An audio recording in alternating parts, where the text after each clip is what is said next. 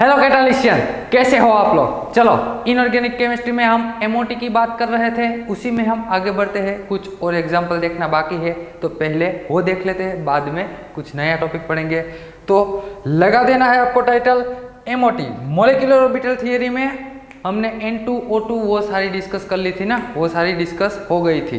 अब हम बात करते हैं CO के बारे में, carbonyl. MO diagram for, title लगाना diagram for CO, carbon and oxygen का कॉम्बिनेशन करके हमें कैसी मॉलिक्यूलर ऑर्बिटल मिल रही वो डिस्कस करेंगे। तो इधर मैं रख देता हूं, इधर मैं क्या रख देता हूं, कार्बन C एटम। आप जानते हैं ना, कार्बन और ऑक्सीजन में, कार्बन और ऑक्सीजन में किसकी इलेक्ट्रोनेगेटिविटी ज्यादा है भैया? ऑक्सीजन की। कार्बन की कितनी है भैया? 2.5 है। ऑक्सीजन की इलेक्ट्रोनेगेटिविटी 3.5 है। तो ऑब्वियसली इसकी जो एटॉमिक ऑर्बिटल होगी उसकी एनर्जी कैसी होगी भैया? ऑक्सीजन की लो। वो हमने बात कर ली थी। यहाँ पे मैंने रख दिया ऑक्सीजन एटम, यहाँ पे मैंने रख दिया को एटम। यहाँ पे है किसकी भैया? 1s। किसकी है ये? कार्बन की। ये कार्बन की 1s ऑर्बिटल, इसमें 2 इलेक्ट्रॉन है। यहाँ रख दो मैं कार्बन की 2s ऑर्बिटल, इसमें भी 2 इलेक्ट्रॉन है। यहाँ पे मैंने रख दिया कार्बन की 2p ऑर्बिटल। कितने इलेक्ट्रॉन है भैया उसमें? 2 इलेक्ट्रॉन है, 2p2। ऐसी ही होगी ना इलेक्ट्रॉनिक कॉन्फ़िगरेशन। ऑक्सीजन की बात करते हैं। ऑक्सीजन की इलेक्ट्रोनेगेटिविटी के कारण उसकी एटॉमिक ऑर्बिटल की एनर्जी क्या होगी? कम होगी। यहाँ पे जितना रखोगे ना उससे कम होगी। ये 2p की भी उससे कम है, ये रही 2s2। और यहाँ 2p की एनर्जी भी ऑक्सीकार्बन से कम होगी, ये रही 2p4। इसमें भी 2 इलेक्ट्रॉन है, इसमें भी 2 इलेक्ट्रॉन है, इसमें भी 4 इलेक्ट्रॉन। तो पहले तो अनपेयर नहीं करेगा। अब हमें बनाना है CO का डायग्राम। CO का डायग्राम कैसे बनते हैं? देखो भैया, ये एक एक्सेप्शनल केस है, इसीलिए इसको हमने लास्ट में रखा है। वो तो जनरल N2 और N2 से जिसका एटॉमिक नंबर कम था वो सारे एक तरफ, ऑक्सीजन और ऑक्सीजन से जिसका एटॉमिक नंबर ज़्यादा था वो सारे एक तरफ। 2 ही प्रकार के डायग्राम हमने ड्रॉ किए। ये तीसरा, थर्ड नंबर वाला, ये एक एक्सेप्शनल है। 3 डायग्राम टोटल आपको याद रखने हैं। यहाँ पे क्या होगा भैया? तो कि यहाँ ये तो कॉमन ही रहेगा, ये तो कॉमन ही रहेगा। ये एटॉमिक ऑर्बिटल कंबाइन होके मॉलिक्यूलर ऑर्बिटल बनाएगी। यहाँ पे भी इसकी एटॉमिक ऑर्बिटल कंबाइन होके मॉलिक्यूलर ऑर्बिटल बना देगी। इसका नाम भी जानते हैं आप, सिग्मा 1s2। इसका नाम सिग्मा स्टार 1s। ये sigma 1s, sigma star 1s। यहाँ एक्सेप्शनल कहाँ पे आता है ये देखना है। ये एक्सेप्शनल कहाँ पे आता है ध्यान से देखना। ये रही हमारी मॉलिक्यूलर ऑर्बिटल, इसका नाम क्या है? Sigma 2s। क्या है भैया? Sigma 2s। अब यहाँ पे इसकी जो एंटी बॉन्डिंग होगी ना, यहाँ पे इसकी एंटी बॉन्डिंग, इसकी एनर्जी बहुत हाई हो जाती है। कितनी हाई हो जाती है? तो कि भैया उसकी एनर्जी इतनी हाई हो जाती है कि इसकी जो बॉन्डिंग ऑर्बिटल होती है ना, इसकी बॉन्डिंग ऑर्बिटल उससे भी ज्यादा इसकी बॉन्डिंग ऑर्बिटल है। ये बॉन्डिंग ऑर्बिटल सिग्मा 2pz है। कौन सी है भैया? सिग्मा 2pz है। आप जानते हैं ना, p ऑर्बिटल की pz ऑर्बिटल, उसकी एनर्जी कम। यहाँ जो ये ऑर्बिटल है ये है sigma star 2s orbital, anti bonding की एनर्जी ज्यादा हो गई। यहाँ पे दूसरी बॉन्डिंग ऑर्बिटल भी रहेगी ना, कौन सी वाली? तो कि भैया ये ऑर्बिटल है pi 2px is equal to pi 2py। कौन सी है? pi 2px is equal to pi 2py।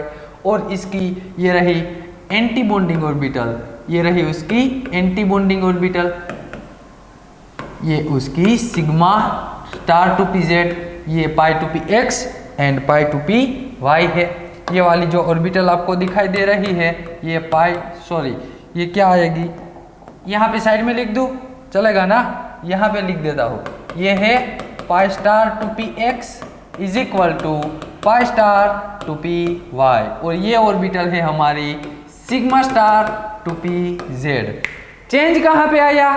एक ही बात याद रखो, चेंज आया कहाँ पे, तो कि भाई जनरली ऑक्सीजन का डायग्राम कुछ ऐसा था, क्या था कि यहाँ सिग्मा, यहाँ पे सिग्मा 1s, फिर आती है sigma 2 sorry sigma star 1s, फिर आती है sigma 2s, sigma star 2s, oxygen की बात कर रहा हूँ, फिर आती है sigma 2pz pi 2px is equal to pi 2py। इतना ऑक्सीजन का डायग्राम था। चेंज कहाँ पे आया, तो कि भैया ये जो एंटी बॉन्डिंग ऑर्बिटल है ना, ये वाली एंटी बॉन्डिंग किसकी, 2s की, उसकी एनर्जी इससे भी ज्यादा हो जाती है। देखो ये इसकी एनर्जी इससे भी ज्यादा है, दिखाई दे रहा है आपको, ये जो मैंने एंटी बॉन्डिंग ड्रॉ की उसकी एनर्जी ये किसकी भाई, p ऑर्बिटल की एनर्जी से भी ज्यादा है उसकी एनर्जी। बात खत्म। इतना ही याद रखना है, सिर्फ इतना याद रखना है कि CO में ये एंटी बॉन्डिंग वाली जो ऑर्बिटल है उसकी एनर्जी p ऑर्बिटल की बॉन्डिंग ऑर्बिटल से भी ज्यादा हो जाती है। ये p ऑर्बिटल की बॉन्डिंग ऑर्बिटल है, उससे भी ज्यादा है। अब तो बात खत्म हो गई, इलेक्ट्रॉन रखना है भैया, अब तो हम इलेक्ट्रॉन रखते जाएंगे। चलो पहले से आप मुझे कहते जाओ, ये भी 2 इलेक्ट्रॉन, यहाँ पे भी 2 इलेक्ट्रॉन, टोटल कितने 4, तो 2 इलेक्ट्रॉन पे इधर जाएंगे, बाकी बचे 2 ऊपर चले जाएंगे। बात खत्म 4 इलेक्ट्रॉन की। आगे बढ़ो, यहाँ पे 2, यहाँ पे भी 2, फिर कितने आए 4 इलेक्ट्रॉन, तो ये 4 इलेक्ट्रॉन यहाँ गए, दूसरे 2 बचे वो इधर चले जाएंगे, दूसरे जो 2 बचे हैं वो इधर चले जाएंगे। यहाँ पे कितने इलेक्ट्रॉन है भैया, 2 इलेक्ट्रॉन, यहाँ पे 4, टोटल कितने हुए 6, टोटल इलेक्ट्रॉन कितने हुए 6, तो यहाँ पे 2 इलेक्ट्रॉन रख दिया, एक एक इधर, फिर से 2 बचे, दोनों को अनपेयर कर दी, दोनों को पेयरिंग करवा दिया, दोनों का हमने पेयरिंग करवा दिया। बात खत्म हो गई, CO की डायग्राम की बात खत्म हो गई। अब तो क्या करना है, सिर्फ इलेक्ट्रॉनिक कॉन्फ़िगरेशन लिखना है। आइए वो सारे क्वेश्चन की बात करते हैं, वो सारे क्वेश्चन के बारे में हम डिस्कस करते हैं। यहाँ से पहला क्वेश्चन में लिखूँ, फर्स्ट वन, इलेक्ट्रॉनिक कॉन्फ़िगरेशन क्या आएगी, इलेक्ट्रॉनिक कॉन्फ़िगरेशन लिखाते जाओ भैया मुझे, तो सिग्मा 1s2, उसके बाद आएगी सिग्मा स्टार 1s2, उसके बाद सिग्मा 2s2, उसके बाद कौन आएगी, सिग्मा 2pz2 आती है, गलती मत कर देना, कौन सी आती है, हमें यहाँ एनर्जी ऑर्डर लिखना है, यहाँ से लिखते जाओ, यहाँ से जो भी आती है वही लिखना है। सिग्मा 2pz2, फिर आती है pi 2px2 is equal to pi 2py2, उसके बाद कौन सी आती है, सिग्मा स्टार 2pz2, उसके बाद कौन सी आती है भैया, सिग्मा स्टार 2pz2। तो ये बात हो गई CO के डायग्राम की। चलो अब तो ये सारे क्वेश्चन तो आपको पता है ना।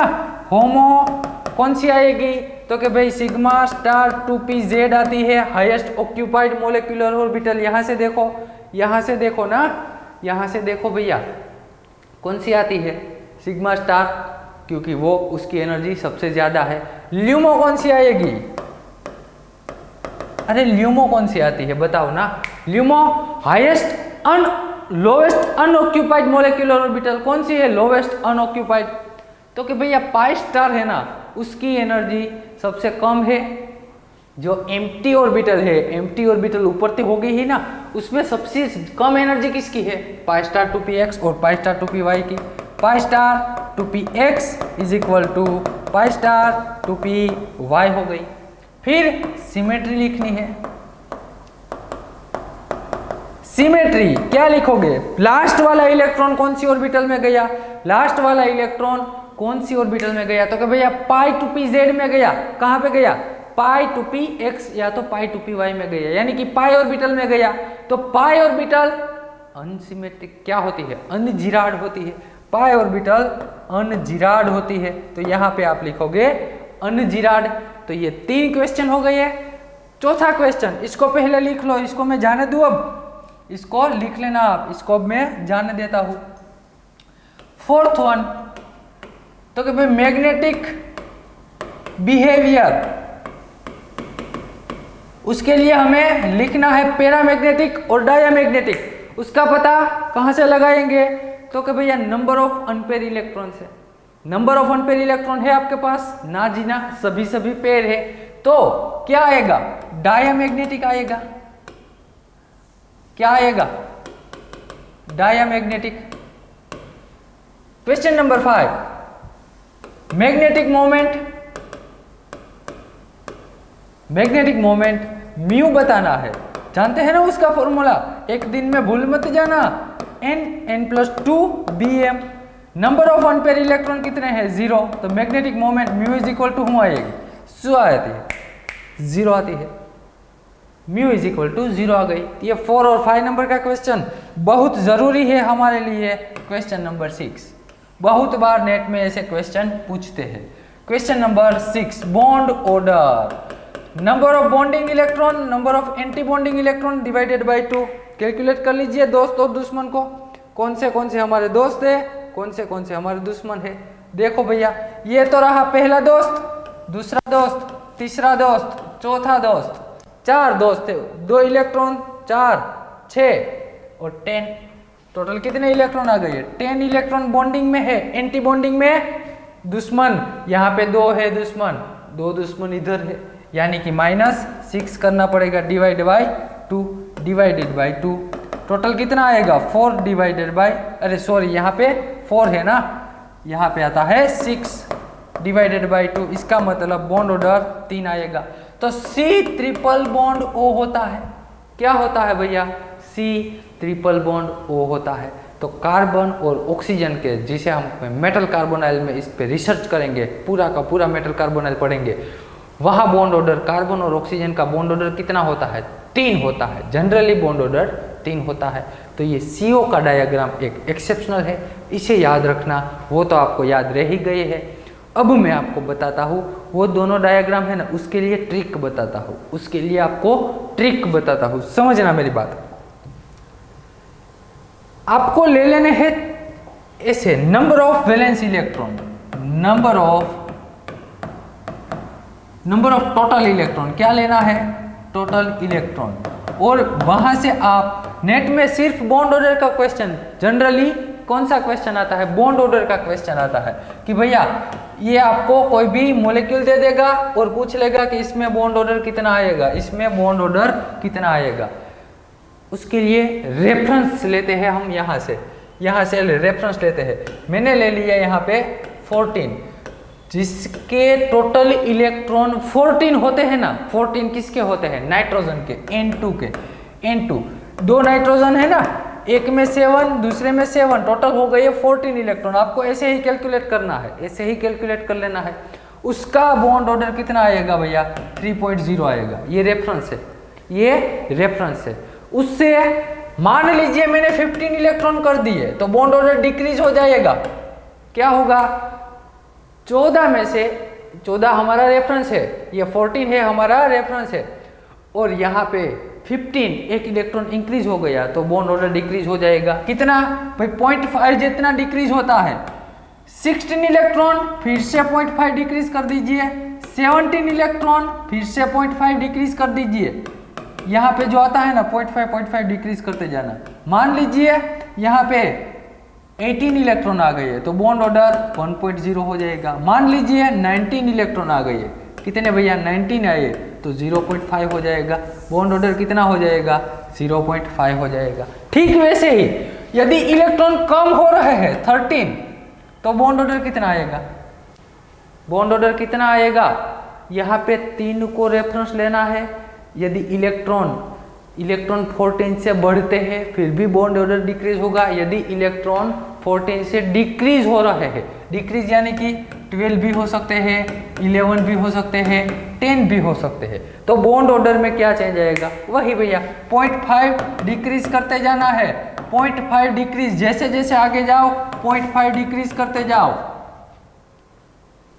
बेस्ट ट्रिक है, इसको ही याद रख ला, सिर्फ इसको ही याद रख लेना। कैसे?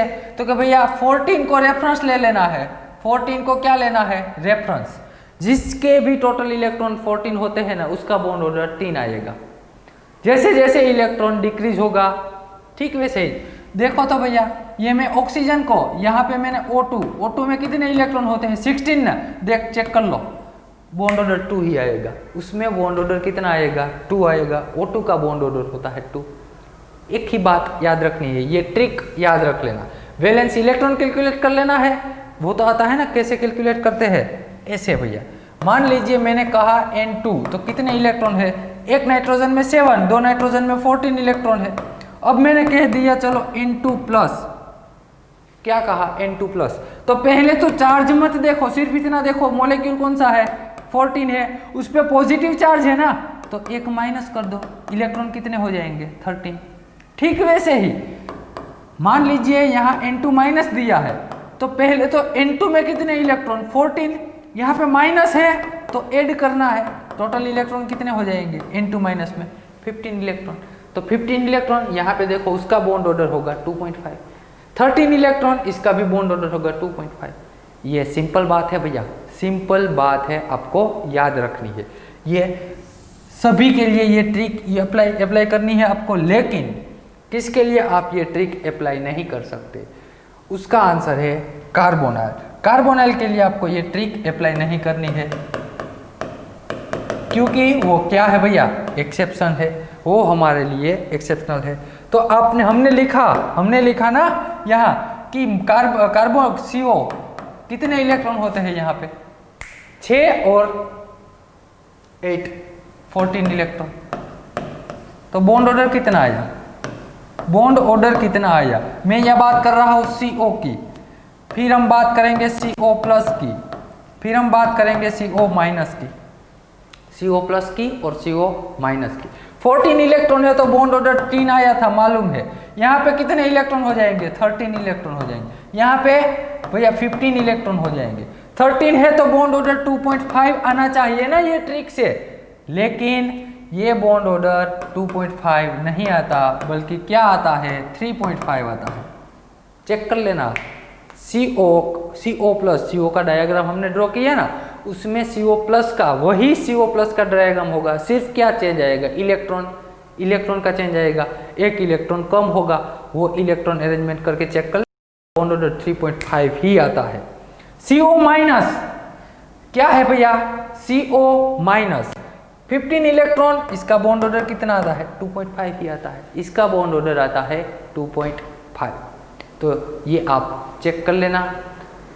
अब हम बढ़ते हैं आगे, मैं आपको क्वेश्चन देता हूँ, आप सोल्व कीजिए। मैं आपको देता हूँ क्वेश्चन लिखिए। Question number 1, arrange the following, ATF का मतलब पूरा, arrange the following in decreasing order of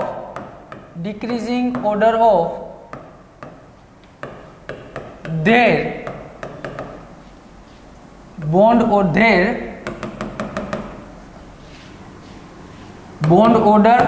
order के, आपको बॉन्ड ऑर्डर सेट करना है, bond strength and bond length, bond order, bond strength and bond length का ऑर्डर लिखना है। किसके लिए भैया, तो कि N2 plus, N2 minus, N2 plus 2, N2 minus 2। चलो, ये रहा आपके 5 एटम मॉलिक्यूल दिए हुए हैं। पांचों में सबसे हाईएस्ट बॉन्ड ऑर्डर किसका आएगा वो लिखो सबसे। और वो रिलेशन तो जानते हैं ना, मैंने आगे लिखवाया था। एक बात यहाँ पे नहीं जानते तो लिख लो, bond order is directly proportional to bond strength and inversely proportional to bond length, inversely proportional to bond length. चलो ये रिलेशन आप लिख लेना, आपको पता होना चाहिए कि जैसे जैसे बॉन्ड ऑर्डर बढ़ेगा वैसे वैसे बॉन्ड स्ट्रेंथ क्या होगी, इंक्रीज होगी, और बॉन्ड लेंथ क्या होती जाएगी, डिक्रीज होती जाएगी, बॉन्ड लेंथ डिक्रीज होती जाएगी। चलो तो अब आप एक काम कीजिए, वीडियो पॉज करके पहले खुद सोल्व कीजिए, पहले खुद सोल्व कीजिए डायरेक्ट ट्रिक लगा के। ट्रिक तो मैंने कह दी है, सिर्फ टोटल इलेक्ट्रॉन कैलकुलेट करना है, वहां से बॉन्ड ऑर्डर पता चल जाएगा, लिखना है। वीडियो पॉज करके पहले खुद ट्राई कीजिए, बाद में हम सोल्व करते हैं। चलो आप सब लोगों ने किया होगा, अब मैं सॉल्यूशन करवाता हूं। यहाँ पे N2 है ना, यहाँ पे क्या है भैया, N2 है, इसको मैं इधर ले लूं, N2 है, इसमें टोटल इलेक्ट्रॉन कितने हैं, टोटल इलेक्ट्रॉन कितने हैं भैया, 14 इलेक्ट्रॉन है, इसमें 13 इलेक्ट्रॉन है, इसमें 15 इलेक्ट्रॉन है, N2 प्लस 2 12 इलेक्ट्रॉन है, इंटू -2 16 इलेक्ट्रॉन है। अब जानते हैं ना, अच्छे से जानते हैं, जिसके पास 14 इलेक्ट्रॉन होंगे उसका बॉन्ड ऑर्डर कितना होगा भैया, उसका बॉन्ड ऑर्डर होता है 3.0। एक इलेक्ट्रॉन कम हुआ, बॉन्ड ऑर्डर 2.5, एक इलेक्ट्रॉन इंक्रीज हुआ फिर भी 2.5, एक इलेक्ट्रॉन सॉरी 2 इलेक्ट्रॉन कम हो गए, बॉन्ड ऑर्डर 2, 2 इलेक्ट्रॉन इंक्रीज हो गए, बॉन्ड ऑर्डर 2। तो बॉन्ड ऑर्डर का आंसर क्या आएगा, तो कि भैया सबसे ज्यादा बॉन्ड ऑर्डर होता है N2 का, फिर किसका आएगा N2 प्लस और N2 माइनस का बॉन्ड ऑर्डर कैसा आएगा, सेम, दोनों का बॉन्ड ऑर्डर इक्वल है। फिर तो क्या भैया N2 plus 2 and N2 minus 2 का बॉन्ड ऑर्डर वो भी सेम आएगा। तो 3, ये 3, 2.5, 2.0 ये बॉन्ड ऑर्डर का आपने आंसर निकाल लिया। ठीक वैसा का वैसा आंसर किसका आएगा, बॉन्ड स्ट्रेंथ का। जिसका बॉन्ड ऑर्डर ज्यादा होगा उसकी बॉन्ड स्ट्रेंथ ज्यादा, अरे मालूम है ना भैया, जानते हैं ये बॉन्ड ऑर्डर कितने का है, 3.0 का, ये 2.5 का। तो कौन सा बॉन्ड स्ट्रॉन्ग होगा, जिसका बॉन्ड ऑर्डर ज्यादा होगा। 3.3 है, क्या है 3 बॉन्ड ऑर्डर, इसका 2.5 यानी कि ढाई बोलते हैं ना, इसे क्या बोलते हैं, ढाई। तो ये बॉन्ड ब्रेक करने के लिए ज़्यादा एनर्जी की ज़रूरत पड़ेगी, ये वाला बॉन्ड ब्रेक करने के लिए कम एनर्जी की ज़रूरत पड़ेगी। ठीक वैसे ही यहाँ पे बॉन्ड ऑर्डर इसका है 2.0, तो वहाँ 3 बॉन्ड ऑर्डर, यहाँ पे 2 है, तो वो बॉन्ड की ताकत ज़्यादा हो जाएगी, क्योंकि वो कैसे, ऐसे समझो ना, मैं किसी से एक हाथ से, किसी को एक हाथ से पकड़ता हूँ वो सिंगल बॉन्ड हो गया, किसी को मैं 2 हाथ से पकड़ता हूँ वो डबल बॉन्ड हो गया। तो मैं वो सामने वाले को जो जिसको पकड़ रहा हो वो मेरी ताकत कब ज़्यादा लगेगी, जब मैं दोनों हाथ से पकड़ूंगा तब ना, यानी कि ये मेरे डबल बॉन्ड की ताकत क्या हो जाएगी, ज़्यादा हो जाएगी, सिंगल बॉन्ड की ताकत उससे कम हो जाएगी। ठीक वैसे ही ये ट्रिपल बॉन्ड की ताकत ज़्यादा है डबल बॉन्ड से, तो इसकी बॉन्ड स्ट्रेंथ भी ट्रिपल बॉन्ड की ज़्यादा आएगी। तो पहले N2 आएगा, फिर कौन सा आएगा, ये 2.5 वाला ना, N2 प्लस, फिर आएगा N2 माइनस, फिर आएगा N2 plus 2, N2 minus 2। Bond length का आंसर से उल्टा, जिसका बॉन्ड ऑर्डर ज्यादा आता है ना उसकी बॉन्ड लेंथ क्या होती है भैया, कम होती है। तो यहाँ सबसे ज्यादा बॉन्ड ऑर्डर किसका है, N2 का, तो उसकी बॉन्ड लेंथ सबसे कम होगी। फिर तो कि N2 plus 2, N2 plus and N2 minus, उसकी बॉन्ड लेंथ उससे कम होगी।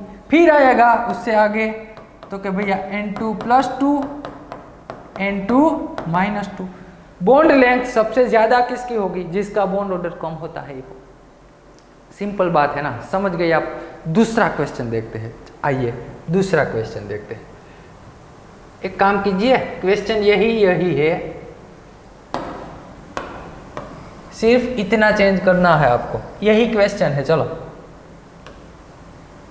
मैंने यहाँ पे चेंज कर दी, यहाँ पे O2 रख दिया, O2 प्लस 2 रख दिया, O2 माइनस रख दिया, O2 प्लस 1, O2 माइनस 2। चलो इसका बॉन्ड ऑर्डर सभी का आप निकालो, वीडियो पॉज करके, चलो वीडियो पॉज करके आपको निकालना है बॉन्ड ऑर्डर। मैं अब सॉल्यूशन करवाता हूँ। इसमें टोटल इलेक्ट्रॉन कितने हैं भैया, 16 इलेक्ट्रॉन है O2, यानी उसमें प्लस 2 कर देना है। 16 में से प्लस 2 करोगे यानी कि 14 इलेक्ट्रॉन हो जाएंगे इसके, माइनस यानी कि 17 इलेक्ट्रॉन हो जाएंगे, प्लस 1 15 इलेक्ट्रॉन हो जाएंगे, प्लस माइनस 2 इसमें 18 इलेक्ट्रॉन हो जाएंगे। कितने हो जाएंगे भैया, 18 इलेक्ट्रॉन हो जाएंगे। तो भली बात ही जानते हैं आप कि जिसके पास 14 इलेक्ट्रॉन है उसका बॉन्ड ऑर्डर 3 आता है, जिसके पास 15 इलेक्ट्रॉन है उसका बॉन्ड ऑर्डर 2.5 आता है, जिसके पास 16 इलेक्ट्रॉन है उसका बॉन्ड ऑर्डर 2.0 आता है, 17 इलेक्ट्रॉन है उसका बॉन्ड ऑर्डर 1.5, 18 है उसका बॉन्ड ऑर्डर 1.0। लिखो। चलो अब तो बात खत्म हो गई, मसला अब यहाँ पे खत्म हो गया।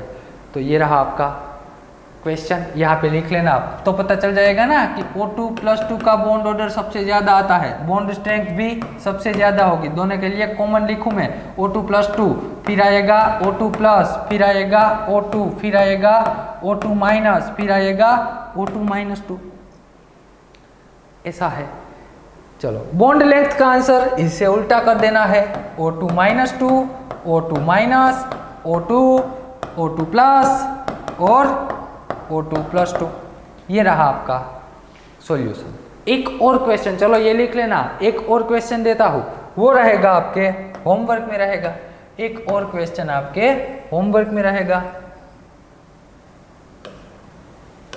ये रहा आपका अगला question, CO plus, CO plus 2, CO minus, CO minus 2।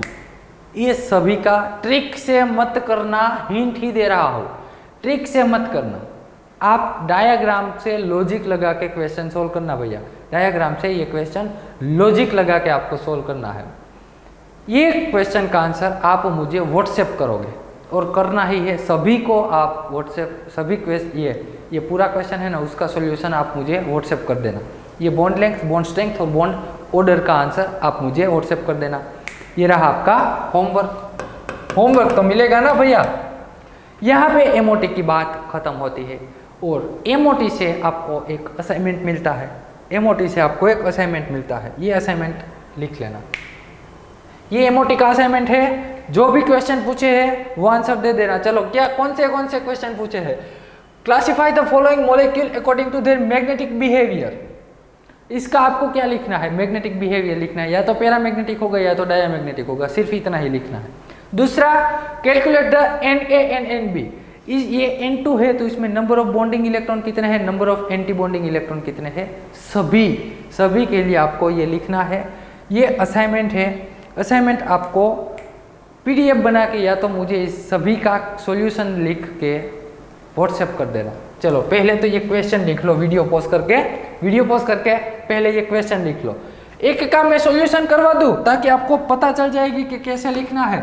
चलो इसको मैं जाने देता हूँ। अब इसको लिख लिया ना भैया, लिख लेना वीडियो पॉज करके। एक का मैं सॉल्यूशन करवाता हूँ। ये रहा N2 प्लस। आपको क्या करना है, पहले तो इसकी इलेक्ट्रॉनिक कॉन्फ़िगरेशन लिखोगे तभी सभी के आंसर आएंगे, तभी सबके आंसर मिलेंगे। इलेक्ट्रॉनिक कॉन्फ़िगरेशन लिखने के लिए हमें टोटल इलेक्ट्रॉन की ज़रूरत होगी भैया। क्या? टोटल इलेक्ट्रॉन की ज़रूरत होगी। तो N2 में कितने ही होते हैं?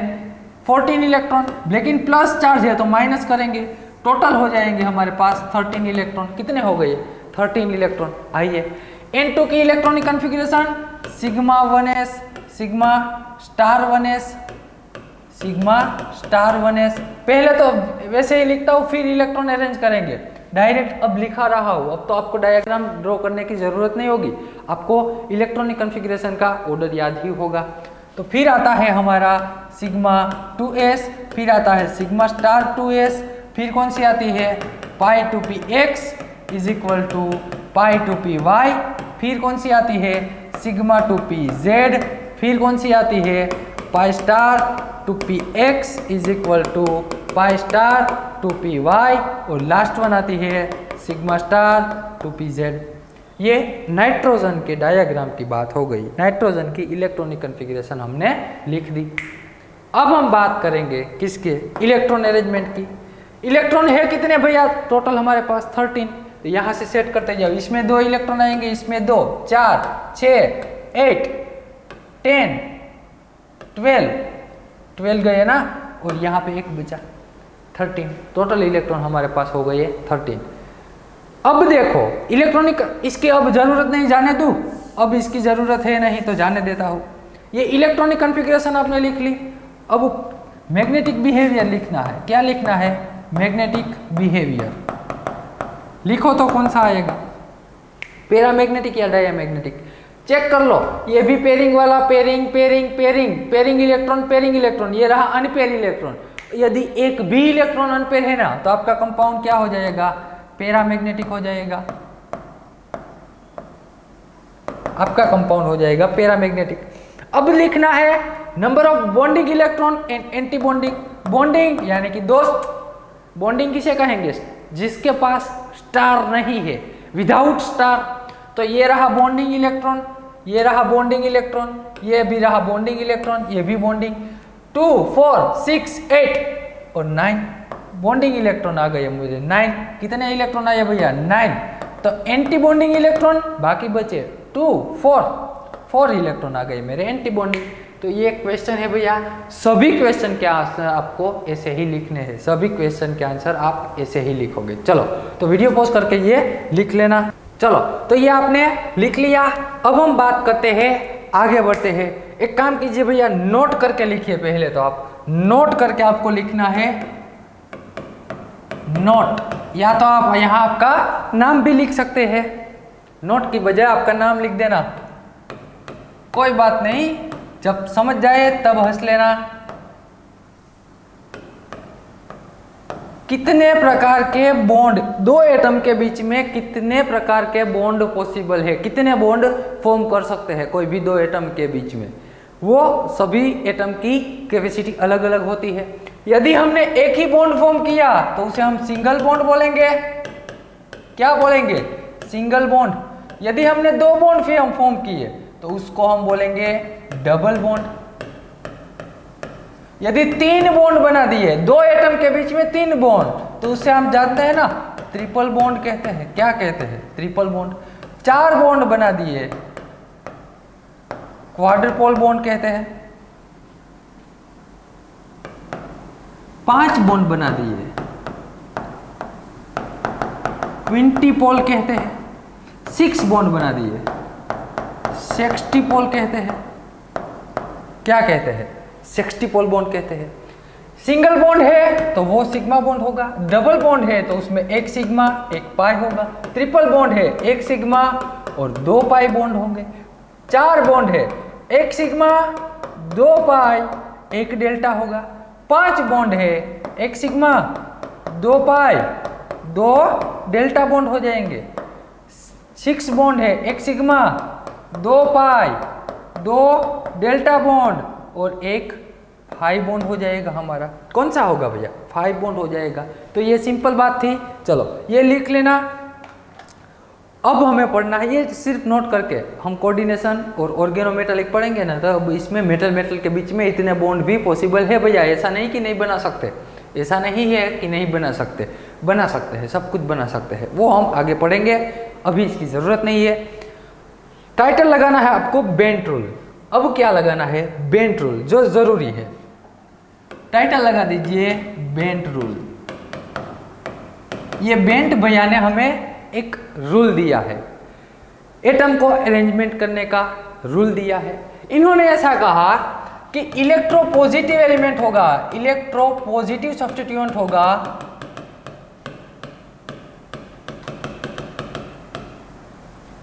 वहां पे परसेंट एस कैरेक्टर आप देखोगे, परसेंट एस कैरेक्टर आप देखोगे तो वो हाई होगा। इलेक्ट्रोपॉजिटिव सब्स्टिट्यूएंट जहां पे होगा वहां परसेंटेज कैरेक्टर क्या होगा? हाई होगा। दूसरा स्टेटमेंट इन्होंने ऐसा दिया, देखना मेंस जनरल स्टेटमेंट तो यही है, यहां से कहां तक जाते हैं, कितने सारे कॉन्सेप्ट आपके माइंड में क्लियर हो जाएंगे ये रूल पढ़ने से। मैं जैसा आपको इमेजिनेशन और जैसा समझाना चाहूँ ठीक वैसा ही सोचना। आज आपके आसपास के एनवायरनमेंट से डिस्टर्ब मत होना भैया, पूरा कंसंट्रेशन के साथ लिखते जाना और समझते जाना। इलेक्ट्रोनेगेटिव एलिमेंट होगा, इलेक्ट्रोनेगेटिव एलिमेंट होगा, सब्स्टिट्यूएंट होगा, वहां पे परसेंट एस कैरेक्टर, वहां पे परसेंट एस कैरेक्टर कैसा होगा? लो होगा।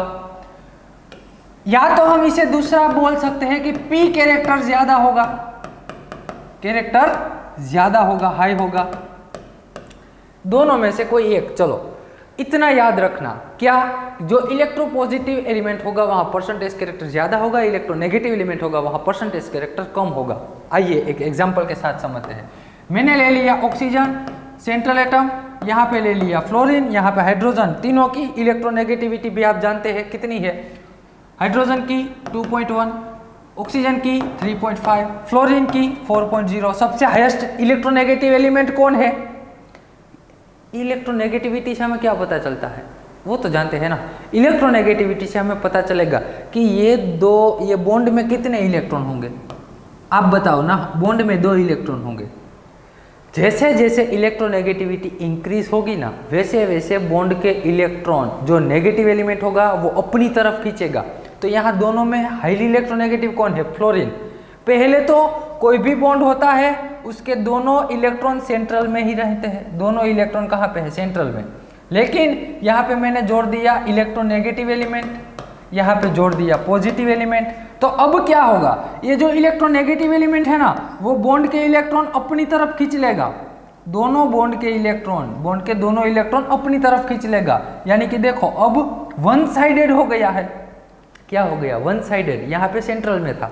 तो ठीक वैसे ही यहाँ पे इसकी इलेक्ट्रोनेगेटिविटी ज़्यादा है तो बॉन्ड के इलेक्ट्रॉन फ्लोरीन खींच लेगा। ये दोनों में किसकी ज़्यादा है? बताओ ना। ये दोनों में ऑक्सीजन की ज़्यादा है तो यहाँ पे ऑक्सीजन खींच लेगा।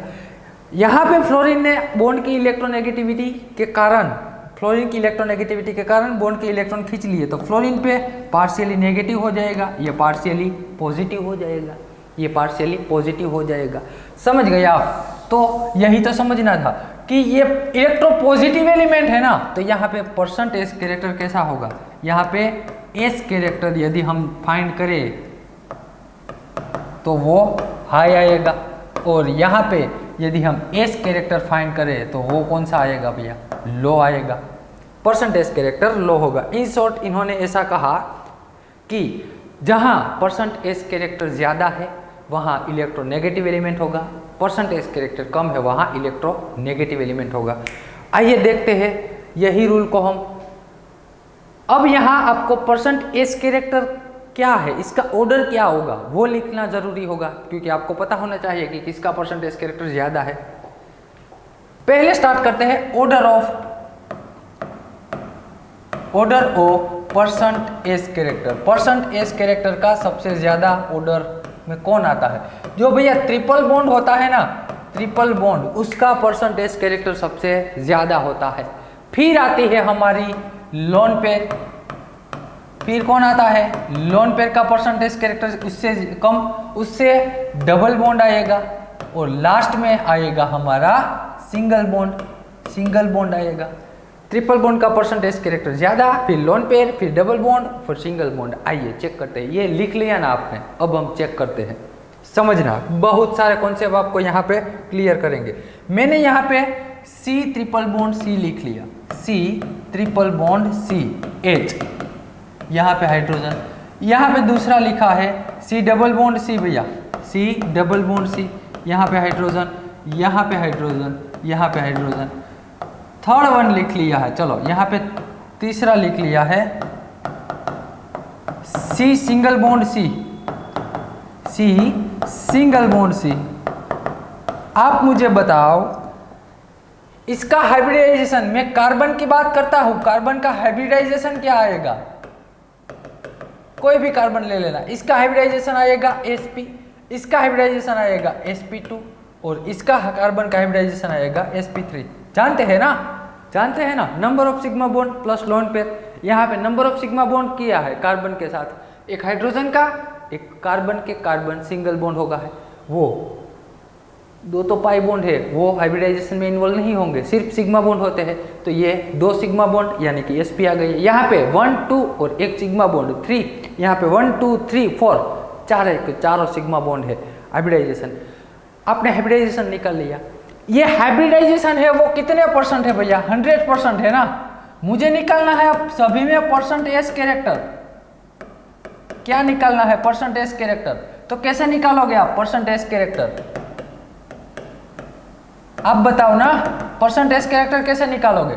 ये 100% है ना। कितनी ऑर्बिटल कितनी है? तो कि भैया 2 ऑर्बिटल है। 100 को 2 से डिवाइड करोगे 50% आएगा। क्या आएगा? 50% एस कैरेक्टर होगा, 50% पी कैरेक्टर होगा। यहाँ पे आओ, ये कितना है? 100% है। टोटल ऑर्बिटल कितनी? एक एस 2 पी, मैंने 3 से डिवाइड कर दिया। यहाँ पे 33.3% कौन सा आएगा? Percent S character, 33.3% S character. यहाँ पे 100% है, ऑर्बिटल टोटल 4 है, मैंने डिवाइड कर दिया 4 से, तो 25% जो रहेगा वो हमारा परसेंट एस कैरेक्टर रहेगा, जो हमारा परसेंट एस कैरेक्टर रहेगा। समझ गए आप? इसे निकालते हैं परसेंट एस कैरेक्टर। अब मैं क्या कहता हूँ, मुझे चाहिए बॉन्ड एंगल। क्या चाहिए अब भैया? Bond angle. तो ये बताओ तो मुझे, ये बॉन्ड एंगल कितने का है? 180 का। बच्चा जानता है। ये कार्बन, ये हाइड्रोजन और ये कार्बन का बॉन्ड एंगल 120 का होता है। और ये बॉन्ड एंगल 109.28 का होगा, 109.28। सब जानते हैं ना, sp3 sp2 वो हमने आगे पढ़ लिया है। ऊपर से नीचे आया ना, मैंने ऊपर से नीचे आया, ध्यान से देखना इधर। मैं यहाँ पे लिख रहा हूँ क्या भैया, चलो इसे ही लिख रहा हूँ, मैं टॉप टू बॉटम जा रहा हूँ। कहाँ टॉप टू बॉटम? तो परसेंट एस कैरेक्टर मेरा बताओ ना, परसेंट एस कैरेक्टर डिक्रीज हो रहा है कि नहीं? Yes, percent S character decrease हो रहा है। साथ ही साथ बॉन्ड एंगल भी क्या हो रहा है? डिक्रीज हो रहा है। तो यहाँ पे लिख सकता हूँ बॉन्ड एंगल डिक्रीज हो रहा है। समझना, परसेंट एस कैरेक्टर डिक्रीज हुआ तो बॉन्ड एंगल भी क्या हो गया? डिक्रीज हो गया। और आप स्ट्रेंथ के बारे में तो अच्छे से जानते हैं, स्ट्रेंथ यानी कि बॉन्ड की ताकत। तो सिंगल बॉन्ड की ज्यादा होगी या डबल बॉन्ड की ज्यादा होगी या ट्रिपल बॉन्ड की? बताओ ना, अब बताओ।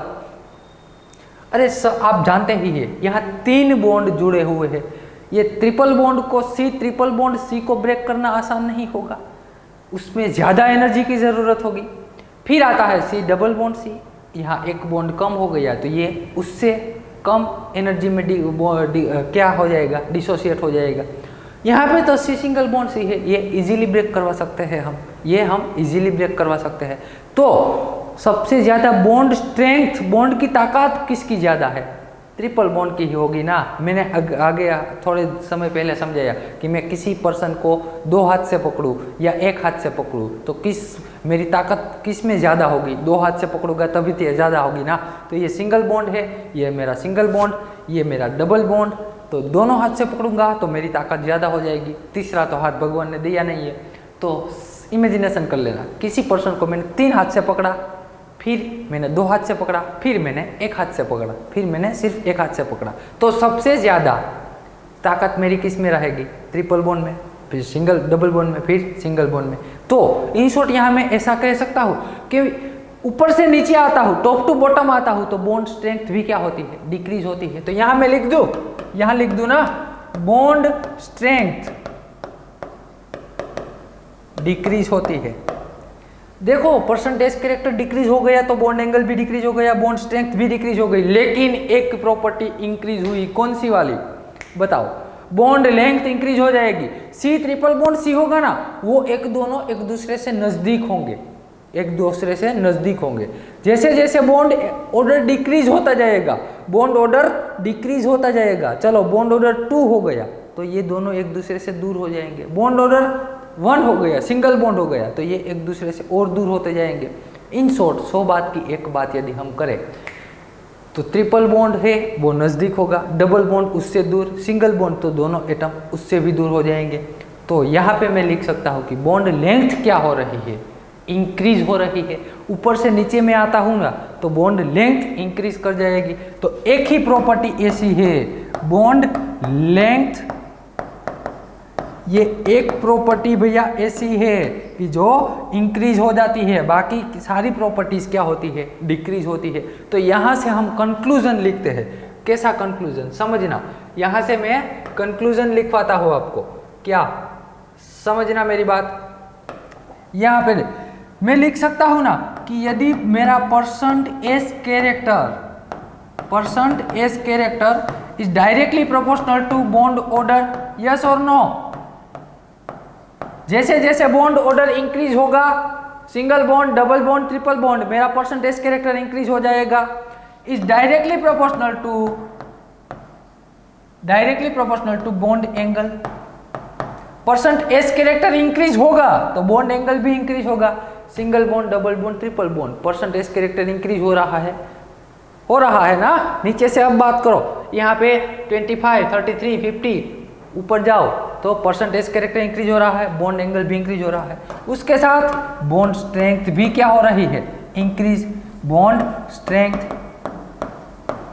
इंक्रीज हो रही है, लेकिन inversely proportional to bond length.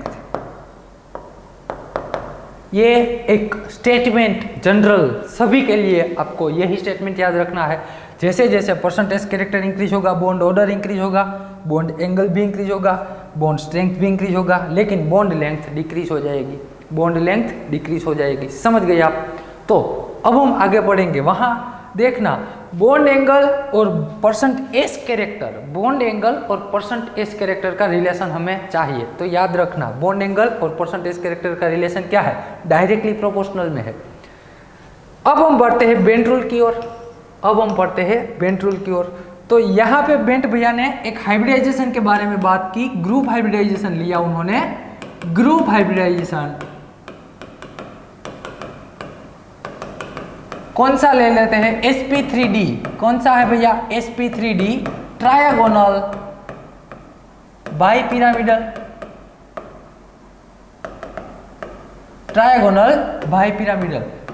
यहां पे मैं इसका डिवाइडेशन कर दूं, sp2 रहेगा और dp रहेगा, कौन सा भैया, sp2 और dp। ऑर्बिटल लिखो मुझे कौन सी, एक तो s ऑर्बिटल, दो p ऑर्बिटल यानी कि एक px दूसरी py ऑर्बिटल। यहाँ पे dp है यानी कि dz² ऑर्बिटल होगी और p में pz ऑर्बिटल होगी, ये दोनों ओवरलैप करके dp बनाएंगे, ये sp2। sp2 का मतलब क्या है बताओ ना, sp2 का मतलब इसमें परसेंट एस कैरेक्टर है कितना वो पहले तो बताओ। परसेंट एस कैरेक्टर है मेरा यहाँ पे 33.3%, यस और नो, अरे आप तो निकालना जानते हैं। यहाँ पे dp देखो, यहाँ s ऑर्बिटल ही नहीं है तो परसेंट एस कैरेक्टर तो होने वाला ही नहीं है। यहाँ पे परसेंट एस कैरेक्टर नहीं है, यहाँ पे परसेंट एस कैरेक्टर है, खत्म हो गई बात। sp2 जिसका हाइब्रिडाइजेशन sp2 होता है उसकी जियोमेट्री क्या होती है, उसकी जियोमेट्री होती है ट्रायगोनल प्लानर। क्या होती है, आगे पढ़ा है हमने, ट्रायगोनल प्लानर।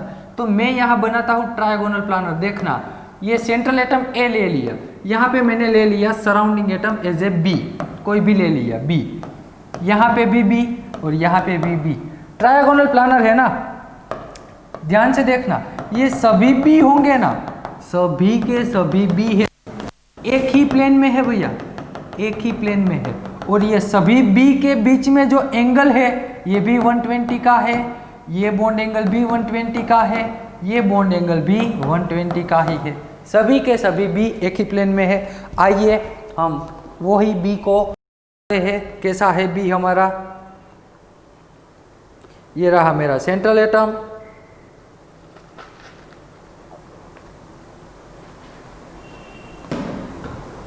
मैंने बना दिया ये सराउंडिंग। देखो ये ग्रीन है ना, ये ग्रीन, ये मेरा सेंट्रल एटम है A, जो आपको B ऐसा ही दिखाई दे रहा है ना, ऐसा ही है। चलो ये रहा B आपका, ये वाला B इधर रहा, ये ऊपर वाला B इधर रहा और ये नीचे वाला B इधर रहा। ये जो बॉन्ड एंगल है ना भैया, ये बॉन्ड एंगल 120 का, ये बॉन्ड एंगल भी 120 का, ये बॉन्ड एंगल भी 120 का ही है, समझ लेना 120 का ही है, समझ गए आप। अब मैं क्या करता हूँ, इसको ऐसे सुला देता हूँ इन ऐसे प्लेन में, ये वाला प्लेन है ना, इधर से देखना, यहाँ से मैंने प्लेन लगाया, ये प्लेन लगाऊंगा ना तो ये एटम कट हो जाएगा, ये एटम भी कट हो जाएगा, ऐसे लगाते जाओ लगाते जाओ लगाते जाओ, ये दोनों एटम भी क्या हो जाएंगे, कट हो जाएंगे।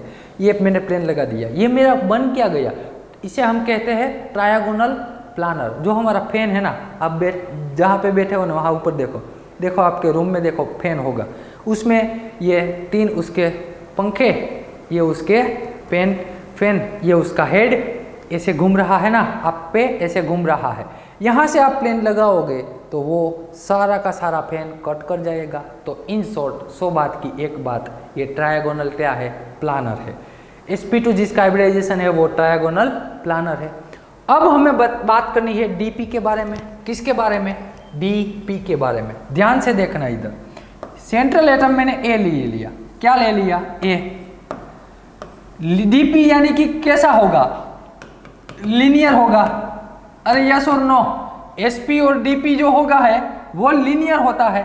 तो यहाँ पे मेरा सेंट्रल एटम A, यहाँ पे है B, यहाँ पे भी क्या है, B है, ये हो गया मेरा लीनियर। अरे बन गया ना भैया, लीनियर बन गया। तो अब मैं क्या करता हूँ, ध्यान से देखना, अब मैं इस दोनों को कंबाइन कर देता हूँ, अब ये दोनों को मैं कंबाइन कर देता हूँ, ट्रायगोनल प्लानर को और लीनियर को, दोनों को मैं कंबाइन करूंगा ना तो कुछ ऐसा बन जाएगा। अरे रुको, कुछ ऐसा बनेगा, कैसा, यहाँ से ये दोनों को मैंने कंबाइन कर दिया। ये सेंट्रल एटम A, यहाँ पे पहले मैं बनाता हूँ ट्रायगोनल, ये मैंने बना दिया ट्रायगोनल, ये रहा मेरा ट्रायगोनल, दिखाई दे रहा है ना। यहाँ पे लीनियर में ऊपर एक है, एक नीचे की ओर है, एक बी नीचे की ओर है। अब इसमें मैं सब्स्टिट्यूएंट जोड़ देता हूँ। ये ट्रायगोनल, पहले तो ट्रायगोनल अच्छे से ड्रॉ कर लो। चलो ये ट्रायगोनल हो गया, आप जानते ही है ना, आप जानते ही है। ये बॉन्ड एंगल कितने का होगा भैया? ये दोनों बी का बॉन्ड एंगल होगा 120 का, ये बॉन्ड एंगल होगा 120 का। आइए अब हम बनाते हैं टीबीपी जियोमेट्री। कौन सी वाली बनाते हैं भैया? टीबीपी जियोमेट्री बनाते हैं। जस्ट ए सेकंड देखते जाओ आप, हम टीबीपी जियोमेट्री कैसे बनाते हैं। 1 बाय 1 एक एक, पहले तो ट्रायगोनल आपको दिखाई दे रहा है, ये रहा आपका ट्रायगोनल। मैंने इसको ऐसे लेटा दिया, चलो इसको ऐसे लेटा दिया। एक भी ऊपर है ना, वो हमें इसे क्या कहते हैं? पिरामिड। तो मैं ये सेंट्रल एटम में पिरामिड बना रहा हूँ। ये ट्रायगोनल तो है ही, सेंट्रल एटम में मैंने बना दिया पिरामिड। चलो ये पिरामिड बन गया। ये पहला पिरामिड बना ना, हमें चाहिए 2 पिरामिड, उसका नाम ही है बाई पिरामिड, यानी कि 2 पिरामिड। ये पहला पिरामिड बन गया, ये दूसरा पिरामिड, देखो ये दूसरा पिरामिड भी बन गया। अब इसको आप कह सकते हैं टीबीपी जियोमेट्री। क्या कह सकते हैं भैया?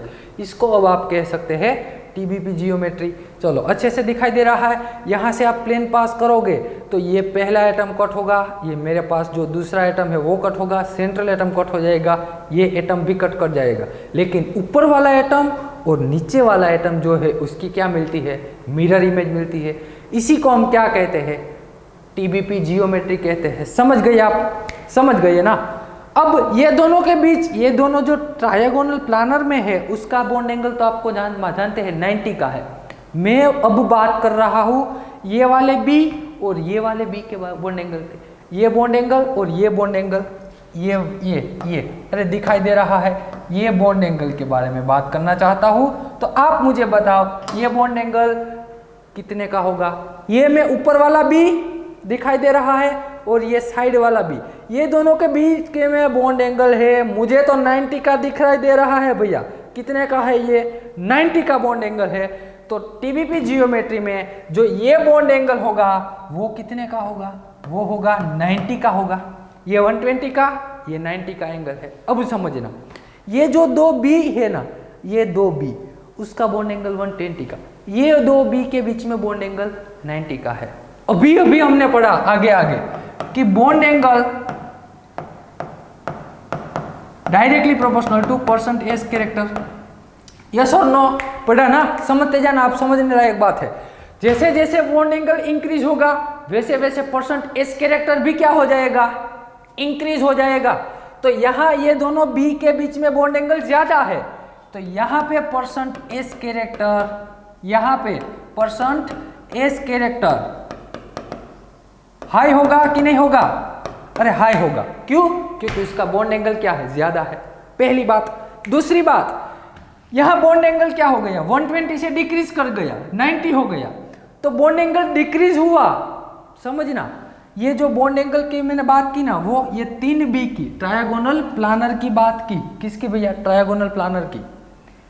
यहाँ पे एक्सियल और इक्वेटोरियल के बीच में, यहाँ पे ऊपर वाला बी और ये नीचे वाला बी, इसके बीच में 90 का बॉन्ड एंगल है। बॉन्ड एंगल डिक्रीज हुआ, परसेंटेज कैरेक्टर भी क्या हो जाएगा? डिक्रीज। तो यहाँ पे परसेंटेज कैरेक्टर लो है।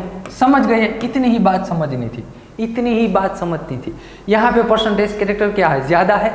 यहाँ पे परसेंटेज कैरेक्टर क्या है? लो है। समझना मेरी बात, क्लियर? अब हम बढ़ते हैं आगे, इसी में ही देखते हैं, इसमें ही हमें देखना है। चलो इसको इधर रख दो, दिखाई दे रहा है, इसको इधर रख दिया। अब ये जो 3B है ना, जिसको मैंने ट्रायगोनल प्लानर में बताया, उसका नाम हम दे देते हैं, उसका नाम दे देते हैं, इसको हम कहते हैं इक्वेटोरियल। क्या कहते हैं? इक्वेटोरियल। तो कितने भैया, कितने बी इक्वेटोरियल में है? समझते जाना। जो भी स्टूडेंट को ये पता है ना, फिर भी समझना, क्योंकि आगे जरूरत होगी इसकी, आगे इसकी जरूरत होगी, आगे के कॉन्सेप्ट में दिक्कत ना होना, इसीलिए आपको अच्छे से समझ लेना। इधर एक बी, ये ट्रायगोनल वाला दूसरा बी और ये ट्रायगोनल वाला तीसरा B.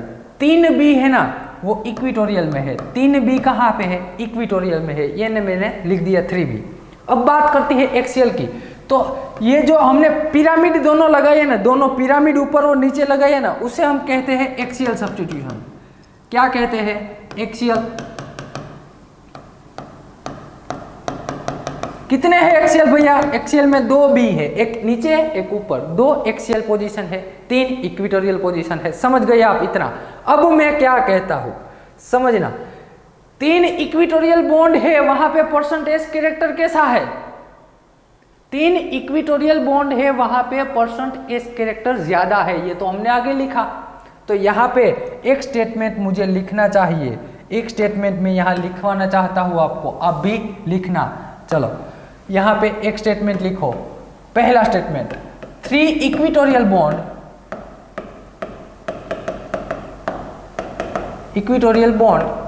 Has higher percentage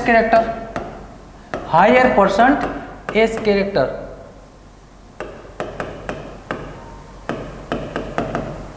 compare to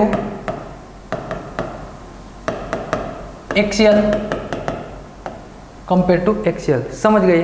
दूसरा पॉइंट लिखो, तो यहां से ऐसा भी लिख सकते हैं ना कि ये दोनों के कंपैरिजन करें तो एक्सियल पे परसेंटेज कैरेक्टर, एक्सियल पे क्या है? लोअर है। तो यहां पे ऐसा लिखो, 2 axial bond has lower percentage character. अब समझना मेरी बात, अब समझना ध्यान से। परसेंटेज कैरेक्टर ज्यादा है यहाँ पे। इक्वेटोरियल की मैं बात करता हूं, यहाँ पे परसेंटेज कैरेक्टर क्या है? तो कि भैया हाई है, इक्वेटोरियल में परसेंटेज कैरेक्टर हाई है। तो एक रिलेशनशिप जानते हैं ना, percentage character is inversely proportional to bond length, yes और नो? आगे लिखा हमने, वहां से हमें ये कंक्लूजन मिला कि percentage character inversely proportional to bond length है। तो यहां हम क्या लिख सकते हैं कि चलो परसेंटेज कैरेक्टर ज्यादा है, ये वैल्यू ज्यादा कब आएगी? तो कि भैया ये बॉन्ड लेंथ कम होगी तब ना, ये डिनोमिनेटर का आंसर छोटा होगा तब परसेंटेज कैरेक्टर इंक्रीज कर जाएगा। परसेंटेज कैरेक्टर क्या कर जाएगा? इंक्रीज कर जाएगा। तो इन शॉर्ट हम ऐसा कह सकते। समझ गए कि नहीं समझ गए? फिर से एक बार चलो, बॉन्ड लेंथ हमें फाइंड करनी है, बॉन्ड लेंथ के बारे में। किसके बारे में? बॉन्ड लेंथ के। तो पर्टिकुलर हमने आगे तो कह दिया कि एस कैरेक्टर यहाँ पे ज्यादा है, यहाँ पे परसेंटेज कैरेक्टर इक्वेटोरियल पे ज्यादा है। चलो इक्वेटोरियल पे परसेंटेज कैरेक्टर ज्यादा कब आएगा? जब उसकी बॉन्ड लेंथ का आंसर ये इनवर्सली प्रोपोर्शनल में है, इसलिए ये छोटा होगा।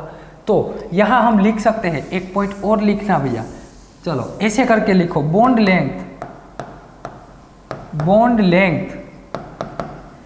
लेंथ किसकी ज्यादा आएगी भैया? इक्वेटोरियल बॉन्ड है ना, सॉरी एक्सियल बॉन्ड है ना, एक्सियल बॉन्ड, उसकी बॉन्ड लेंथ इक्वेटोरियल से ज्यादा आएगी। क्यों? क्योंकि परसेंटेज कैरेक्टर कितना है वो तो आपको मालूम है। इक्वेटोरियल पे परसेंटेज कैरेक्टर ज्यादा है, इसलिए उसकी बॉन्ड लेंथ कम आएगी। एक्सियल पे परसेंटेज कैरेक्टर कम है, इसलिए उसकी बॉन्ड लेंथ ज्यादा आएगी। वो हमने आगे लिख लिया है। तो इतना बेंट रूल ने बताया हमें, बेंट रूल ने इतना बताया। अच्छे से समझ गए आप? चलो फिर से एक बार रिवाइज करवा दूं, क्यों ऐसा क्यों है। तो आगे हमने लिखा ना, आगे हमने लिखा कि percentage character is directly proportional to bond angle. तो यहाँ पे बॉन्ड एंगल ज्यादा है, इसलिए परसेंटेज कैरेक्टर ज्यादा है। यहाँ पे बॉन्ड एंगल 90 का है, तो परसेंटेज कैरेक्टर यहाँ पे कम है। यहाँ पे परसेंटेज कैरेक्टर क्या है? कम है। तो परसेंटेज कैरेक्टर से हमें इतना पता चला कि कौन सा, ये तीनों बॉन्ड को हमने कह दिया इक्वेटोरियल, ये दोनों बॉन्ड को कह दिया एक्सियल। फिर से हमें आगे पता चला कि इक्वेटोरियल की बॉन्ड लेंथ एक्सियल से कम होगी, इक्वेटोरियल की बॉन्ड लेंथ एक्सियल से कम हो जाएगी। तो इतना बेंट रूल ने कहा। हमारे जो काम का है ना, हमारे काम का है ना, वो आगे वाला है। ये तो सिंपल बेंट रूल था। अब हम पढ़ते हैं आगे। देखो वो भी यही है, वो जो हम पढ़ेंगे ना वो भी यही है। आप लिखिए टीबीपी जियोमेट्री के लिए particular TBP geometry, for TBP geometry, particular TBP geometry के लिए क्या करना है? तो कि भैया इन टीबीपी जियोमेट्री, पहला स्टेटमेंट बहुत ही वेरी वेरी आईएमपी, या तो जे आईएमपी लिखिए। क्या लिखना है? जे आईएमपी, जोरदार आईएमपी। नेट में यहाँ से 4 मार्क्स में क्वेश्चन पूछा गया था। ये 2 स्टेटमेंट यदि किसी को भी पता होता ना तो वो 4 मार्क यहाँ से निकाल सकता था, सिर्फ 2 स्टेटमेंट। इन्होंने ऐसा कहा, in TBP geometry, in TBP geometry more electronegative element, more electronegative element, more electronegative element prefer position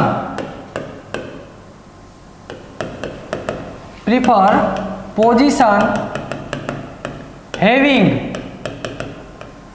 less percentage character, less percentage character, more electronegative element, more electronegative element। इसको कहाँ पे रखना है? इन शॉर्ट इतनी ही बात हमें समझनी है। वो जो हमने पढ़ा ना वही रूल है ये, लेकिन ये आपको अच्छे से समझ आ जाए इसलिए मैं स्टेटमेंट लिखवा रहा हूँ कि जियोमेट्री टीबीपी हो और उसमें यदि आपको 2 अलग अलग तरीके से एटम दिए हुए हो तो ये सिर्फ सराउंडिंग एटम अरेंज करने की बात है भैया। सराउंडिंग एटम में जिसकी इलेक्ट्रोनेगेटिविटी ज़्यादा होगी उसको हम कहाँ रखेंगे? जिसका परसेंटेज कैरेक्टर लो होगा।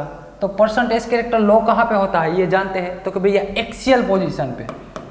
यहाँ पे परसेंटेज कैरेक्टर लिखा है ना, वहाँ ब्रैकेट में लिख दीजिए एक्सियल बॉन्ड। कौन सी होगी वो? एक्सियल बॉन्ड पे परसेंटेज कैरेक्टर कम होता है। दूसरा स्टेटमेंट याद रखो, लोन पेयर प्रीफर पोजीशन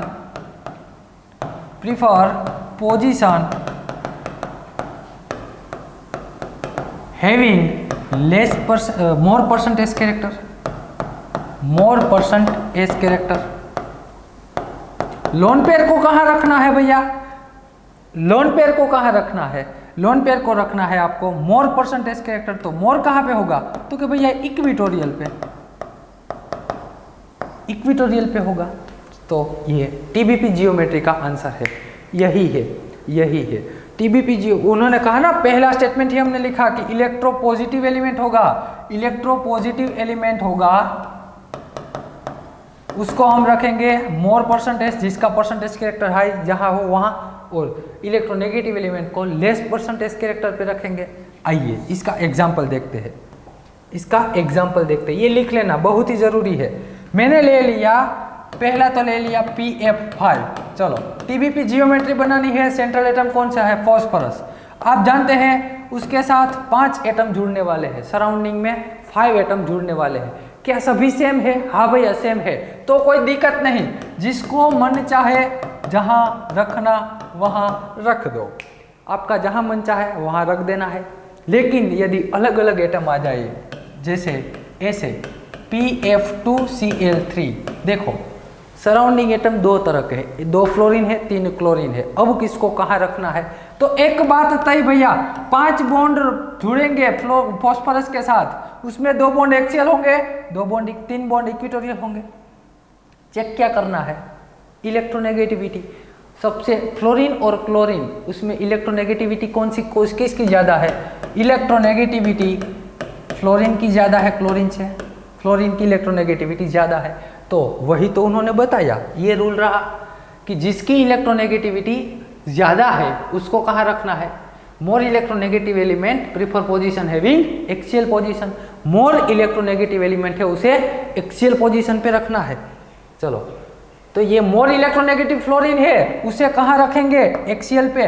तो ये पहला एक्सियल, कितने एक्सियल है? 2, तो ये 2 रख दिए। अब तो एक्सियल नहीं है, बाकी बचा एज इट इज लग दो, बाकी बचा एज इट इज। यहाँ पे क्लोरीन क्लोरीन क्लोरीन क्लोरीन, समझ गए ना? ऐसे ही अरेंजमेंट होगा। यदि आपने किसी ने इसका अरेंजमेंट आपकी इच्छा अनुसार कर दिया तो आप फंस जाओगे, बुरी तरह फंस जाओगे। ऐसा अरेंजमेंट नहीं हो सकता। यहाँ पे क्लोरीन क्लोरीन क्लोरीन नहीं आ सकते, ऐसा अरेंजमेंट नहीं कर सकते, ये आप गलत ही हो। तो ऐसा नहीं करना है, उसके लिए आपको बेंट रूल सीखना पड़ेगा। बेंट रूल आपने सीख लिया है। बेंट रूल से नेट में 2 बार 4 मार्क्स के क्वेश्चन पूछे गए हैं। कितने भैया 4 मार्क के क्वेश्चन बेंट रूल से पूछे गए हैं। तो ये सिंपल बात थी। अब मैं आपको देता हूँ कुछ और एग्जाम्पल। एक काम कीजिए, ये एग्जाम्पल पहले आप सोल्व कीजिए, बाद में मैं सोल्व करवाता हूँ।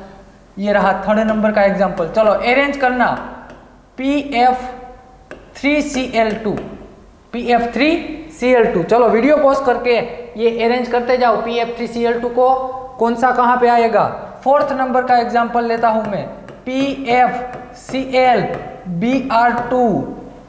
5 नंबर का एग्जाम्पल लेता हूँ, PF4Cl। ये 3 को चलो अरेंज कर दो, अच्छे से अरेंज कर दो। एक ही काम, पहले इलेक्ट्रोनेगेटिविटी चेक कर लो। जिसकी इलेक्ट्रोनेगेटिविटी ज़्यादा है उसको एक्सेल पे रख दो, एक्सेल फिलअप हो जाए। बाकी तो इक्वेटोरियल पे तो कहाँ पे भी रख सकते हो, क्योंकि वो तो चेंजेबल है। वो तो C3 एक्सिस सिमेट्री पढ़ेंगे, वहाँ आप समझ जाओगे कि जो ट्रायगोनल प्लानर में है वो तो एक दूसरे से रोटेट हो सकते हैं। अच्छे से रखो। 3 है ना, यहाँ पे 3 फ्लोरीन है और 2 क्लोरीन है। तो फॉस्फोरस के साथ कितने बॉन्ड जुड़ने वाले हैं भैया 5। ये जानते हैं आप, ये आप जानते हैं। सबसे ज्यादा इलेक्ट्रोनेगेटिविटी फ्लोरीन की है, तो मैं पहले फ्लोरीन को अरेंज करूंगा कहाँ, एक्सियल पे। तो एक फ्लोरीन एक्सियल पे आ गया, अभी भी एक एक्सियल बचा है ना, तो यहाँ पे दूसरा फ्लोरीन। अब कहीं पे भी एक्सियल नहीं है। तो देखो भैया, बेंट भैया ने ऐसा नहीं कहा कि चलो दोनों एक्सियल फिलअप हो जाए तो इलेक्ट्रोनेगेटिव एलिमेंट अभी भी बचा है तो उसको हम वहाँ नहीं रख सकते, क्या इक्वेटोरियल पे। रखने वाली ही बात बताई, ना रखने वाली बात नहीं बताई उन्होंने। रख भी सकते हैं, पहली पोजीशन ये होनी चाहिए उसकी। उन्होंने पहली प्रायोरिटी दी है सिर्फ कि चलो ये दोनों आप फिलअप करोगे, बाद में वहाँ जाना है आपको। तो यहाँ पे मैं आता हूँ, यहाँ पे फ्लोरीन आएगा, बाकी दोनों क्लोरीन बचे हैं। ये भी सही रीअरेंजमेंट है, ये भी सही है। यदि किसी ने यहाँ पे फ्लोरीन रखा है और यहाँ दोनों क्लोरीन रखे, वो भी सही है। ये ट्रायगोनल में आप जहाँ मर्जी चाहे रख सकते हैं, ट्रायगोनल में जहाँ मर्जी चाहे रख सकते हैं। इसका आंसर निकालो भैया मुझे। इसका आंसर क्या आएगा, पहला काम करो, फॉस्फोरस उसके साथ कितने एटम जुड़ने वाले हैं, तो कि भैया 5 एटम उसके साथ जुड़ने वाले हैं। 5 को जोड़ दिया मैंने। अब सबसे ज्यादा इलेक्ट्रोनेगेटिविटी किसकी है, तो कि भैया फ्लोरीन की है, तो पहले उसको एक्सियल पे रखो। दूसरी तो कि भैया क्लोरीन की है, तो उसको दूसरे एक्सियल पे रखो। बाकी 3 ब्रोमीन बचे, उसको जहां मर्जी चाहे रख दो, जहां मर्जी, यानी कि बॉन्ड हो इधर रखना, जहां पे बॉन्ड हो उधर रखना है, कहा भैया। तो ये आपने रख दिया। इसकी बात करते हैं। इसमें भी पहला काम क्या करेंगे हम, पहला काम हम करेंगे 5 बॉन्ड बनाएंगे। ये 5 बॉन्ड मैंने बना दिए।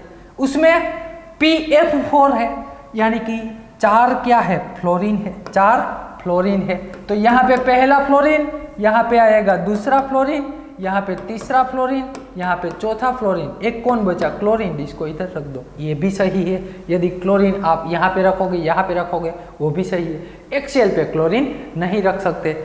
ये आपका बेंट रूल हो गया। ये TBP जियोमेट्री के लिए हमारा बेंट रूल हो गया। अब देखो एक और एग्जाम्पल लेते हैं ना, इसमें एक और एग्जाम्पल लेते हैं। चलो ये रहा आपका होमवर्क। एक काम करना, ये होमवर्क में SF4 दूसरा होमवर्क लिखो ICL2 माइनस। ये भी TBP जियोमेट्री ही है, ये भी TBP जियोमेट्री ही है। चलो एक मैं सोल्व करवा दूं। सल्फर TBP जियोमेट्री ही है भैया। कौन सी है, TBP। इसकी भी TBP जियोमेट्री ही है, ये TBP जियोमेट्री ही है। यहाँ पे तो सिर्फ 4 ही एटम दिए हुए हैं भैया। अब तक तो हमारे पास 5 एटम थे, यहाँ तो 4 है। तो क्या लोन पेयर नहीं हो सकती, हो सकती है। सल्फर के पास इलेक्ट्रॉन पेयर होगी। तो 4 एटम है ना, तो पहले 4 एटम को अरेंज कर दीजिए। उसमें सभी एक जैसे है, तो पहले कौन सी पोजीशन पे जाना है, पहली पोजीशन कौन सी आनी चाहिए। अरे भैया फ्लोरीन है, इलेक्ट्रोनेगेटिव एलिमेंट है, उसको एक्सियल पे रखना चाहिए। ये 2 एक्सियल फिलअप, 2 इक्वेटोरियल फिलअप, एक इक्वेटोरियल बचा ना, तो यहाँ पे क्या आएगी, सल्फर की लोन पेयर आएगी। यहाँ पे आ जाएगी सल्फर की लोन पेयर। यहाँ पे आप जानते हैं ना, हेलोजन फैमिली के पास वैलेंस शेल के इलेक्ट्रॉन कितने हैं, 7 इलेक्ट्रॉन है। इसमें से इन्होंने 2 बॉन्ड बनाए, 2 बॉन्ड बनाएगा, 3 लोन पेयर एक्स्ट्रा होगी। कितने भैया, बॉन्ड पेयर यहाँ पे 2 होगी, ये अभी हम कैलकुलेट करेंगे। लोन पेयर कितनी होगी, 3 लोन पेयर होगी। कितनी, 3। तो अब आप अरेंज कर देना, ये आपका होमवर्क रहेगा, ये है होमवर्क। क्लोरीन कहाँ पे आएंगे और लोन पेयर कहाँ पे आएगी ना, इसका सॉल्यूशन मुझे भेज देना व्हाट्सएप में, इसका सॉल्यूशन भेज देना, समझ गए आप। अब हम बढ़ते हैं पीबीपी जियोमेट्री के बागे, किसके भाई, पीबीपी जियोमेट्री के तरफ। आइए पेंटागोनल, टाइटल लगा दीजिए PBP geometry, pentagonal bipyramidal, PBP geometry, जिसे कहते हैं पेंटागोनल बाय पिरामिडल। तो कैसे बनाएंगे पेंटागोनल, ये रहा ए, ये रहा मेरा बी, ये रहा दूसरा बी। पहले तो प्लानर पेंटागोनल बनाएंगे हम, ये रहा बी, ये रहा एक और बी, ये रहा एक और बी, ये रहा एक और बी। तो चलो पहले तो मैंने पेंटागोनल बनाया कि नहीं बनाया, अरे हाँ बनाया। इसको पहले तो ऐसे ड्रॉ करता हूँ, ये रहा मेरा, अच्छे से देखना चाहिए आपको, आपको दिखना चाहिए। पेंटागोनल दिख रहा है, अरे पेंटागोनल ही है, दिख रहा है क्या, मतलब पेंटागोनल ही है, आपको पेंटागोनल ही समझना है, प्लानर है, ये क्या है, प्लानर है, समझाना पड़ेगा। चलो समझा देते हैं ना, कोई बात नहीं। पहले तो हम पेंटागोनल बनाते हैं, क्या बनाते हैं, पेंटागोनल बना लेते हैं। इसको हटाओ, चलो यहाँ पे हम रखेंगे टोटल 5 एटम, यहाँ पे कितने एटम रखेंगे, 5 एटम। चलो ये पेंटागोनल दिख रहा है, सभी बॉन्ड एंगल सेम समझ लेना, वो तो समझ जाओगे ना, सभी बॉन्ड एंगल क्या है, सेम है। ये पेंटागोनल मैंने बना दिया, पेंटागोनल प्लानर कहते हैं इसे, क्या कहते हैं, पेंटागोनल प्लानर। 6 के 6 एटम, ये 6 के 6 एटम एक ही प्लेन में है, यहाँ टोटल 6 है ना, 5 ए 5 बी और एक सेंट्रल एटम ए, 6 के 6 एटम एक ही प्लेन में है। अब मैं यहाँ पे लगा रहा हूँ उसका पिरामिड, हमें क्या बनाना है भैया, पिरामिडल पेंटागोनल पिरामिडल बनाना है, तो मैंने उसका पिरामिड बना दिया। ये ऊपर रख दिया मैंने एक पिरामिड, यहाँ नीचे रख देता हूँ, ये कहाँ है, यहाँ नीचे, ये पेंटागोनल और ये पिरामिड। आप अच्छे से जानते हैं ये जो पेंटागोनल है ना, उसमें सभी ये दोनों बी के बीच का एंगल कौन सा होगा, ये दोनों बी के बीच का एंगल होता है 72 का। कितने का होता है, 72 का। यहाँ पे मैंने ऊपर रखा है ना, अब देखो तो इधर देखो ना, ये ऊपर वाला पिरामिडल और ये प्लेन वाला बी, ऊपर जो रखा है और ये प्लेन वाला बी, दोनों के बीच का एंगल कितने का है, मुझे तो 90 का दिखाई दे रहा है ना, 90 का ही है भैया। चलो तो ये हो गया, यहाँ पे अब मैं रख देता हूँ, यहाँ पे मैंने रख दिया दूसरा भी, ये पिरामिडल, दूसरा भी पेंटागोनल पिरामिडल हो गया, बाय पिरामिडल। ये दोनों के बीच का एंगल, ये दोनों के बीच का एंगल है 90 का। कितने का है, 90 का। तो एक ही बात, बॉन्ड एंगल इंक्रीज होगा, वैसे परसेंटेज कैरेक्टर इंक्रीज होगा। यहाँ पे बॉन्ड एंगल ज्यादा है ना, यहाँ पे बॉन्ड एंगल ज्यादा है, तो इसका परसेंटेज कैरेक्टर क्या होएगा भैया बताओ, परसेंटेज कैरेक्टर हाई हो जाएगा, इसका परसेंटेज कैरेक्टर हाई है। यहाँ पे बॉन्ड एंगल कम है, तो ये इक्विटोरियल का परसेंटेज कैरेक्टर, इसका परसेंटेज कैरेक्टर लो हो जाएगा। और अच्छे से जानते हैं परसेंटेज कैरेक्टर जहाँ पे हाई है, जहाँ परसेंटेज कैरेक्टर हाई है वहाँ पे कौन सा, तो कभी इलेक्ट्रो पॉजिटिव सब्स्टिट्यूएंट जोड़ना है, कौन सा, इलेक्ट्रो पॉजिटिव सब्स्टिट्यूएंट जोड़ना है। जहाँ पे परसेंटेज कैरेक्टर लो है वहाँ इलेक्ट्रो नेगेटिव सब्स्टिट्यूएंट जोड़ना है, वहाँ पे इलेक्ट्रो नेगेटिव सब्स्टिट्यूएंट जोड़ना है। तो यही बात थी। अब हम बातें हैं, ये पिरामिड है ना, पिरामिड को हम एक्सियल बॉन्ड ही कहेंगे, कौन से वाले, एक्सियल ही कहेंगे, इसको हम एक्सियल ही कहेंगे। तो 2 एक्सियल बॉन्ड है, 2 एक्सियल बॉन्ड है और 5 इक्विटोरियल बॉन्ड है। अरे है कि नहीं है भैया, है। अब मुझे बताओ बॉन्ड लेंथ के बारे में, किसकी बॉन्ड लेंथ ज्यादा होगी, किसकी बॉन्ड लेंथ कम होगी, तो उसका पता हम कहाँ से लगाएंगे, बॉन्ड एंगल से। बॉन्ड एंगल, जिसका बॉन्ड एंगल ज्यादा होता है परसेंटेज कैरेक्टर से भी पता चलता है, percentage character is inversely proportional to bond length, percentage character is inversely proportional to bond length. तो यहाँ पे परसेंटेज कैरेक्टर ज्यादा है उसका मतलब उसकी बॉन्ड लेंथ क्या होगी, कम होगी, तो अभी परसेंटेज कैरेक्टर ज़्यादा आएगा ना। यहाँ पे परसेंटेज कैरेक्टर है, इसका मतलब ये बॉन्ड लेंथ है ना, एक्सियल वाली बॉन्ड लेंथ है वो छोटी होगी, इक्विटोरियल वाली बॉन्ड लेंथ बड़ी होगी, इक्विटोरियल बॉन्ड लेंथ वाली बड़ी। देखो टीबीपी से उल्टा है, इधर टीबीपी से उल्टा है भैया। वहाँ तो टीबीपी में कितने का 120 का प्लानर वाला एंगल था, इसलिए उसकी इक्विटोरियल बॉन्ड लेंथ क्या होती थी, स्मॉल होती थी। यहाँ पे इक्विटोरियल बॉन्ड लेंथ इंक्रीज कर जाएगी। तो यहाँ यदि मुझे लिखना चाहूँ, यहाँ पे यदि मैं लिखना चाहूँ तो क्या आएगा, बॉन्ड लेंथ में क्या लिख सकता हूँ, बॉन्ड लेंथ भैया बताओ ना मुझे, इक्विटोरियल की बॉन्ड लेंथ एक्सियल से ज़्यादा आएगी, लिख लेना। इक्विटोरियल की बॉन्ड लेंथ पीबीपी में एक्सियल से ज़्यादा होती है। ये परसेंटेज कैरेक्टर वाला ही कॉन्सेप्ट था, समझ गए आप। और इन्होंने बताया क्या कि जिसका इलेक्ट्रोनेगेटिव एलिमेंट है उसको पहले कहाँ रखना है, इस इलेक्ट्रोनेगेटिव एलिमेंट को पहले हम कहाँ रखेंगे भैया, उसको रखेंगे इक्विटोरियल पोजीशन पे। कहाँ, इक्विटोरियल पोजीशन पे। आइए इक्विटोरियल पोजीशन, तो मैंने ले लिया IF2Cl5, क्या ले लिया, IF5Cl2, चलो ना IF5Cl2। पहला काम क्या करना है, जिसकी इलेक्ट्रोनेगेटिविटी ज़्यादा है उसको कहाँ पे रखना है, जिसकी इलेक्ट्रोनेगेटिविटी ज़्यादा है उसको प्लेन में रखना है ना, प्लेन में रखना है। तो आइए बनाते हैं प्लानर फॉर्म। ये रहा मेरा फ्लोरीन 5, तो 5 बॉन्ड बना देंगे मेरे, 5 बॉन्ड मैंने बना दिए इधर। चलो ये पेंटागोनल प्लानर हो गया, अरे दिखाई दे रहा है ना, वहाँ पे इलेक्ट्रोनेगेटिव एलिमेंट जोड़ दिए। बाकी क्या बचा, बाकी बचा इलेक्ट्रो पॉजिटिव एलिमेंट, उसको हम रखेंगे क्लोरीन। क्लोरीन को रख दिया मैंने एक्सियल पे, क्लोरीन को हमने रख दिया एक्सियल पे। तो ये बात थी बेंट रूल की। किसकी बात थी भैया, ये बेंट रूल की। टीबीपी और पीबीपी जियोमेट्री के लिए बहुत ही जरूरी है। टीबीपी ट्रायगोनल पिरामिडल बाय पिरामिडल का एक बार पूछा गया है कि कौन सा एलिमेंट कहाँ रखना, सिर्फ ऐसा ही क्वेश्चन था, सिर्फ ऐसा क्वेश्चन था कि इलेक्ट्रोनेगेटिव को कहाँ रखना है, इलेक्ट्रो पॉजिटिव एलिमेंट को कहाँ पे रखना है। अब बारी किसकी आ सकती है, पीबीपी की।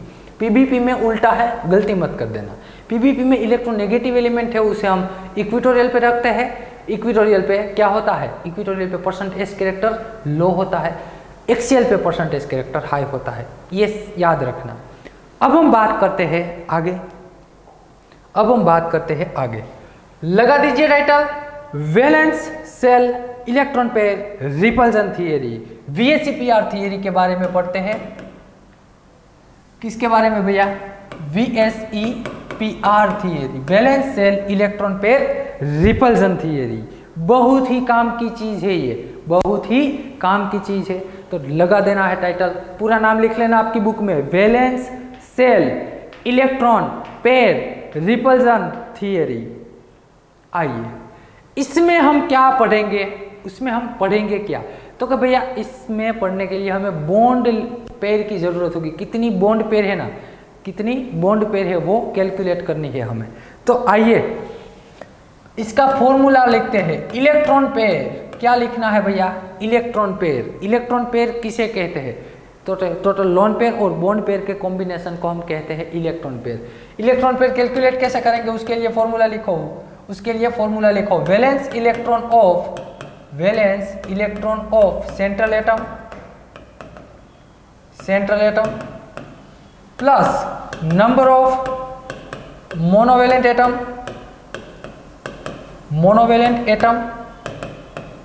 कौन आएगा मोनोवेलेंट एटम में, या तो हाइड्रोजन आएगा या तो हेलोजन फैमिली में से कोई भी आ सकता है।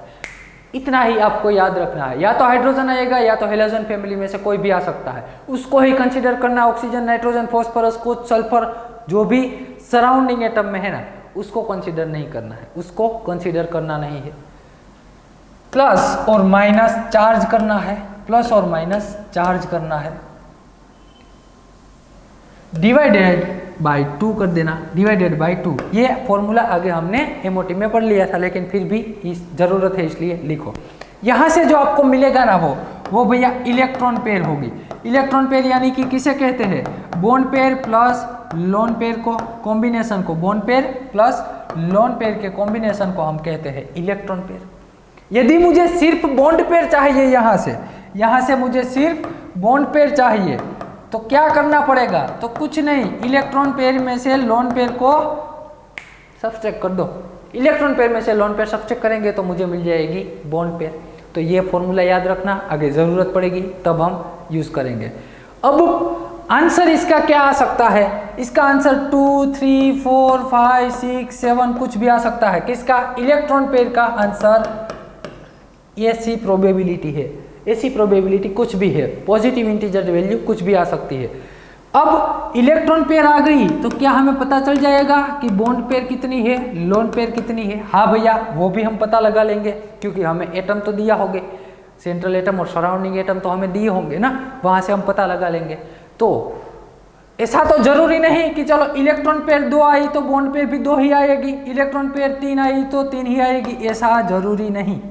लोन पेयर भी हो सकती है, तो उसके लिए हमें पूरा टेबल समझना होगा कि यदि बॉन्ड पेयर इतनी है और लोन पेयर इतनी है तो उसका शेप, उसकी जियोमेट्री कैसी होगी, उसके लिए हम एक टेबल ड्रॉ करेंगे। तो आइए हम बात करते हैं आगे। ये लिख लेना, ये फॉर्मूला लिख लेना, ज़रूरत पड़ेगी तब हम लिखेंगे। यहाँ पे पहले तो लिखो, यहाँ पे आपको लिखना है हाइब्रिडाइजेशन। क्या लिखना है? हाइब्रिडाइजेशन। फिर लिखना, यहाँ पे लिखो बॉन्ड पेयर। बॉन्ड पेयर यदि 2 आई, इन जनरल बात है, ये इन जनरल है, एक्सेप्शनल की बात नहीं कर रहा हूँ, एक्सेप्शनल की बात नहीं कर रहा हूँ। यहाँ पे ऐसा ही लिखो, अभी समझ जाओगे आप। यहाँ अभी इतना ही लिखो, bond pair is equal two electron pair, ऐसा लिख लो। जिसके पास बॉन्ड इलेक्ट्रॉन पेयर है ना, सारी की सारी क्या है? बॉन्ड पेयर है, सारी की सारी बॉन्ड पेयर है। तो उसकी हमें जियोमेट्री भी फाइंड करनी होगी। इसकी जियोमेट्री क्या आ सकती है? मान लीजिए बॉन्ड पेयर 2 है तो इसका हाइब्रिडाइजेशन sp आएगा और ये लीनियर होगा। क्या होगा? लीनियर। ये जानते हैं, टेबल तीसरी बार लिख रहा है, मुझे भी मालूम है, लेकिन लिखना तो पड़ेगा, लिखना पड़ेगा ही आपको। क्यों? आपको याद रखना है, किसी ना किसी आपको याद ही रखना है। मान लीजिए इलेक्ट्रॉन पेयर 3 आई तो इसका हाइब्रिडाइजेशन sp2 होगा और ये ट्रायगोनल प्लानर होगा। मान लीजिए 4 आई तो इसका हाइब्रिडाइजेशन sp3 होगा और ये टेट्राहाइड्रल होगा। क्या होगा? टेट्राहाइड्रल। मान लीजिए इलेक्ट्रॉन पेयर 5 आई तो ये sp3d होगा और इसकी जियोमेट्री ट्रायगोनल क्या आएगी भैया? ट्रायगोनल बाइपिरामिडल होगी। मान लीजिए ये 6 आता है तो ये sp3d2 होता है और इसकी जियोमेट्री होती है ऑक्टाहाइड्रल। इसकी जियोमेट्री होती है ऑक्टाहाइड्रल। और लास्ट वन यदि 7 आता है तो ये sp3d3 होता है और इसकी जियोमेट्री होती है पेंटागोनल बाइपिरामिडल pbp। ट्रायगोनल बाइपिरामिड को अब हम tbp कहेंगे, पेंटागोनल बाइपिरामिड को हम pbp कहेंगे। ये जनरल टेबल है, लिख लो। अब हम बात करते हैं एक्सेप्शंस के बारे में। किसके बारे में? एक्सेप्शंस के। अभी हमने यहाँ लिखा है कि ऑल इलेक्ट्रॉन पेयर और बॉन्ड पेयर यदि सेम आ गई, इलेक्ट्रॉन पेयर जितनी है उतनी ही बॉन्ड पेयर आ गई, तभी तो ये डायरेक्ट निकाल सकते हैं आप। लेकिन यदि एक्सेप्शन आ गया कि इलेक्ट्रॉन पेयर जितनी है उतनी बॉन्ड पेयर नहीं है, तो हम क्या करेंगे? उसका शेप क्या हो सकता है? VSEPR-CL थियरी से हमें पता क्या चलता है? देखो भैया, VBT और MOT सिर्फ हमें जियोमेट्री बता सकती है, शेप के बारे में इंफॉर्मेशन नहीं दे सकती, कि पर्टिकुलर नहीं कह सकती कि इसका शेप यही है। आप वहाँ जियोमेट्री का अंदाजा लगा सकते हैं, लेकिन VSEPR थियरी से आपको पर्टिकुलर पता चल जाएगी कि इसका शेप यही है, ये यही शेप का होगा मॉलिक्यूल। तो शेप के बारे में हमें VSEPR थियरी से पता चलता है। तो आइए देखते हैं सभी का शेप कैसा होगा। आपको एक टेबल बनाना है, एक टेबल बनाना है। उसमें पहले तो लिख लो, जैसा मैं लिखूँ ना वैसा टेबल बनाना, अभी लिखो मत। यहाँ पे लिखना है इलेक्ट्रॉन पेयर, यहाँ पे क्या लिखना है? Electron pair. फिर आएगी बॉन्ड पेयर, फिर आएगी लोन पेयर, फिर आएगी टाइप्स ऑफ मॉलिक्यूल, फिर आएगा हाइब्रिडाइजेशन, उसका हाइब्रिडाइजेशन क्या होगा। फिर आएगी जियोमेट्री और लास्ट में आएगा उसका शेप। उसका शेप क्या होता है वो लास्ट में आएगा। इलेक्ट्रॉन पेयर को हम किससे रिप्रेजेंट करते हैं भैया, इलेक्ट्रॉन पेयर को हम N से रिप्रेजेंट करते हैं, बॉन्ड पेयर को हम B से रिप्रेजेंट करते हैं, लोन पेयर को हम कैपिटल E से रिप्रेजेंट करते हैं, ये याद रखना है। अब हम प्रोबेबिलिटी सारी देखेंगे, पहले समझते जाना, आप यहाँ लिखना जरूरी नहीं है, समझना जरूरी है। इधर ये टेबल समझना जरूरी है, तभी आप आसानी से सारे क्वेश्चन सोल्व कर सकोगे। बहुत सारे क्वेश्चन सोल्व करेंगे यहाँ से, और यहाँ से इस बार दिसंबर 19 में भी 4 मार्क्स का क्वेश्चन पूछा था। दिसंबर 19 में 4 मार्क्स का क्वेश्चन यहाँ से आया था भैया। तो मेहरबानी करके पहले समझ लेना, फिर बाद में ही इस लिखने की जरूरत करना। लिख तो आप कभी भी सकोगे ना, लिख तो कभी भी सकोगे, वीडियो तो एप्लीकेशन में रहने वाले हैं सभी, तो मेहरबानी करके समझ लेना। मान लीजिए पहले से स्टार्ट करते हैं, यदि इलेक्ट्रॉन पेयर 2 है, कितनी आई वो हमने फॉर्मूले से आंसर निकाला, इलेक्ट्रॉन पेयर आ गई मेरी 2। बॉन्ड पेयर कितनी आ गई, चलो दोनों की दोनों बॉन्ड पेयर में कन्वर्ट हो गई। बॉन्ड पेयर कब जानते हैं ना, मान लीजिए मैंने ले लिया कोई एलिमेंट BeH2 ऐसा एलिमेंट ले लिया, इसकी मैंने इलेक्ट्रॉन पेयर कैलकुलेट की ना, इलेक्ट्रॉन पेयर वैलेंस शेल से, तो कितनी आई 2 आई। तो बॉन्ड पेयर कहाँ से पता चलेगा, इधर से, कितने एटम जुड़े हुए हैं, सेंट्रल एटम के साथ 2 एटम जुड़े हुए हैं, तो लोन पेयर तो बची ही नहीं ना, लोन पेयर 0 आ गई, क्योंकि ये दोनों का समेशन तो इलेक्ट्रॉन पेयर होती है। तो यहाँ से मुझे कितने सराउंडिंग एटम जुड़े हुए हैं ना, वहाँ से बॉन्ड पेयर का पता चल जाएगा। वहाँ से बॉन्ड पेयर और इलेक्ट्रॉन पेयर को हम सबसेट कर देंगे तो हमें लोन पेयर का पता चल जाएगा। क्या पता चल जाएगा, लोन पेयर का पता चल जाएगा। तो मान लीजिए ऐसी प्रोबेबिलिटी आई कि 2 इलेक्ट्रॉन पेयर है, दोनों की दोनों क्या है, बॉन्ड पेयर है, तो लोन पेयर क्या होगी 0। Type of molecule Ab2 type का मोलेक्यूल, जनरल लिख रहा हूँ Ab2 टाइप। हाइब्रिडाइजेशन होगा उसका sp, उसका हाइब्रिडाइजेशन sp। उसकी जियोमेट्री कैसी होगी भैया, लीनियर जियोमेट्री, लीनियर। A यहाँ पे B है, यहाँ पे B, उसकी लीनियर जियोमेट्री 180 का बॉन्ड एंगल, ये लीनियर। तो शेप भी इसका कैसा आएगा, देखो भैया शेप डिस्टोर्टेड होगा कब, जब लोन पेयर आएगी ना तब शेप में चेंज आएगा, वरना तो जो जियोमेट्री होगी वही उसकी क्या आएगी, शेप आएगा। यहाँ पे लोन पेयर नहीं है तो उसका शेप क्या आएगा, लीनियर ही आएगा, उसका शेप आता है लीनियर, ये B और B। ये सिंपल बात हुई। मान लीजिए इलेक्ट्रॉन पेयर का आंसर आया 3, कितना आया भैया 3 आंसर आया इलेक्ट्रॉन पेयर का। बॉन्ड पेयर तीनों के तीनों बॉन्ड पेयर है तो लोन पेयर क्या हो जाएगी 0। तो ये मोलेक्यूल Ab3 टाइप का हो जाएगा ना, कैसा Ab3 टाइप का। इसका हाइब्रिडाइजेशन हो जाएगा sp2, इसका हाइब्रिडाइजेशन sp2। तो यहाँ सेंट्रल एटम, ये ट्रायगोनल प्लानर जियोमेट्री हो जाएगी। कौन सी हो जाएगी, ट्रायगोनल प्लानर। अच्छे से दिखाई दे रहा है आपको, मैंने ड्रॉ कर दी ट्रायगोनल प्लानर।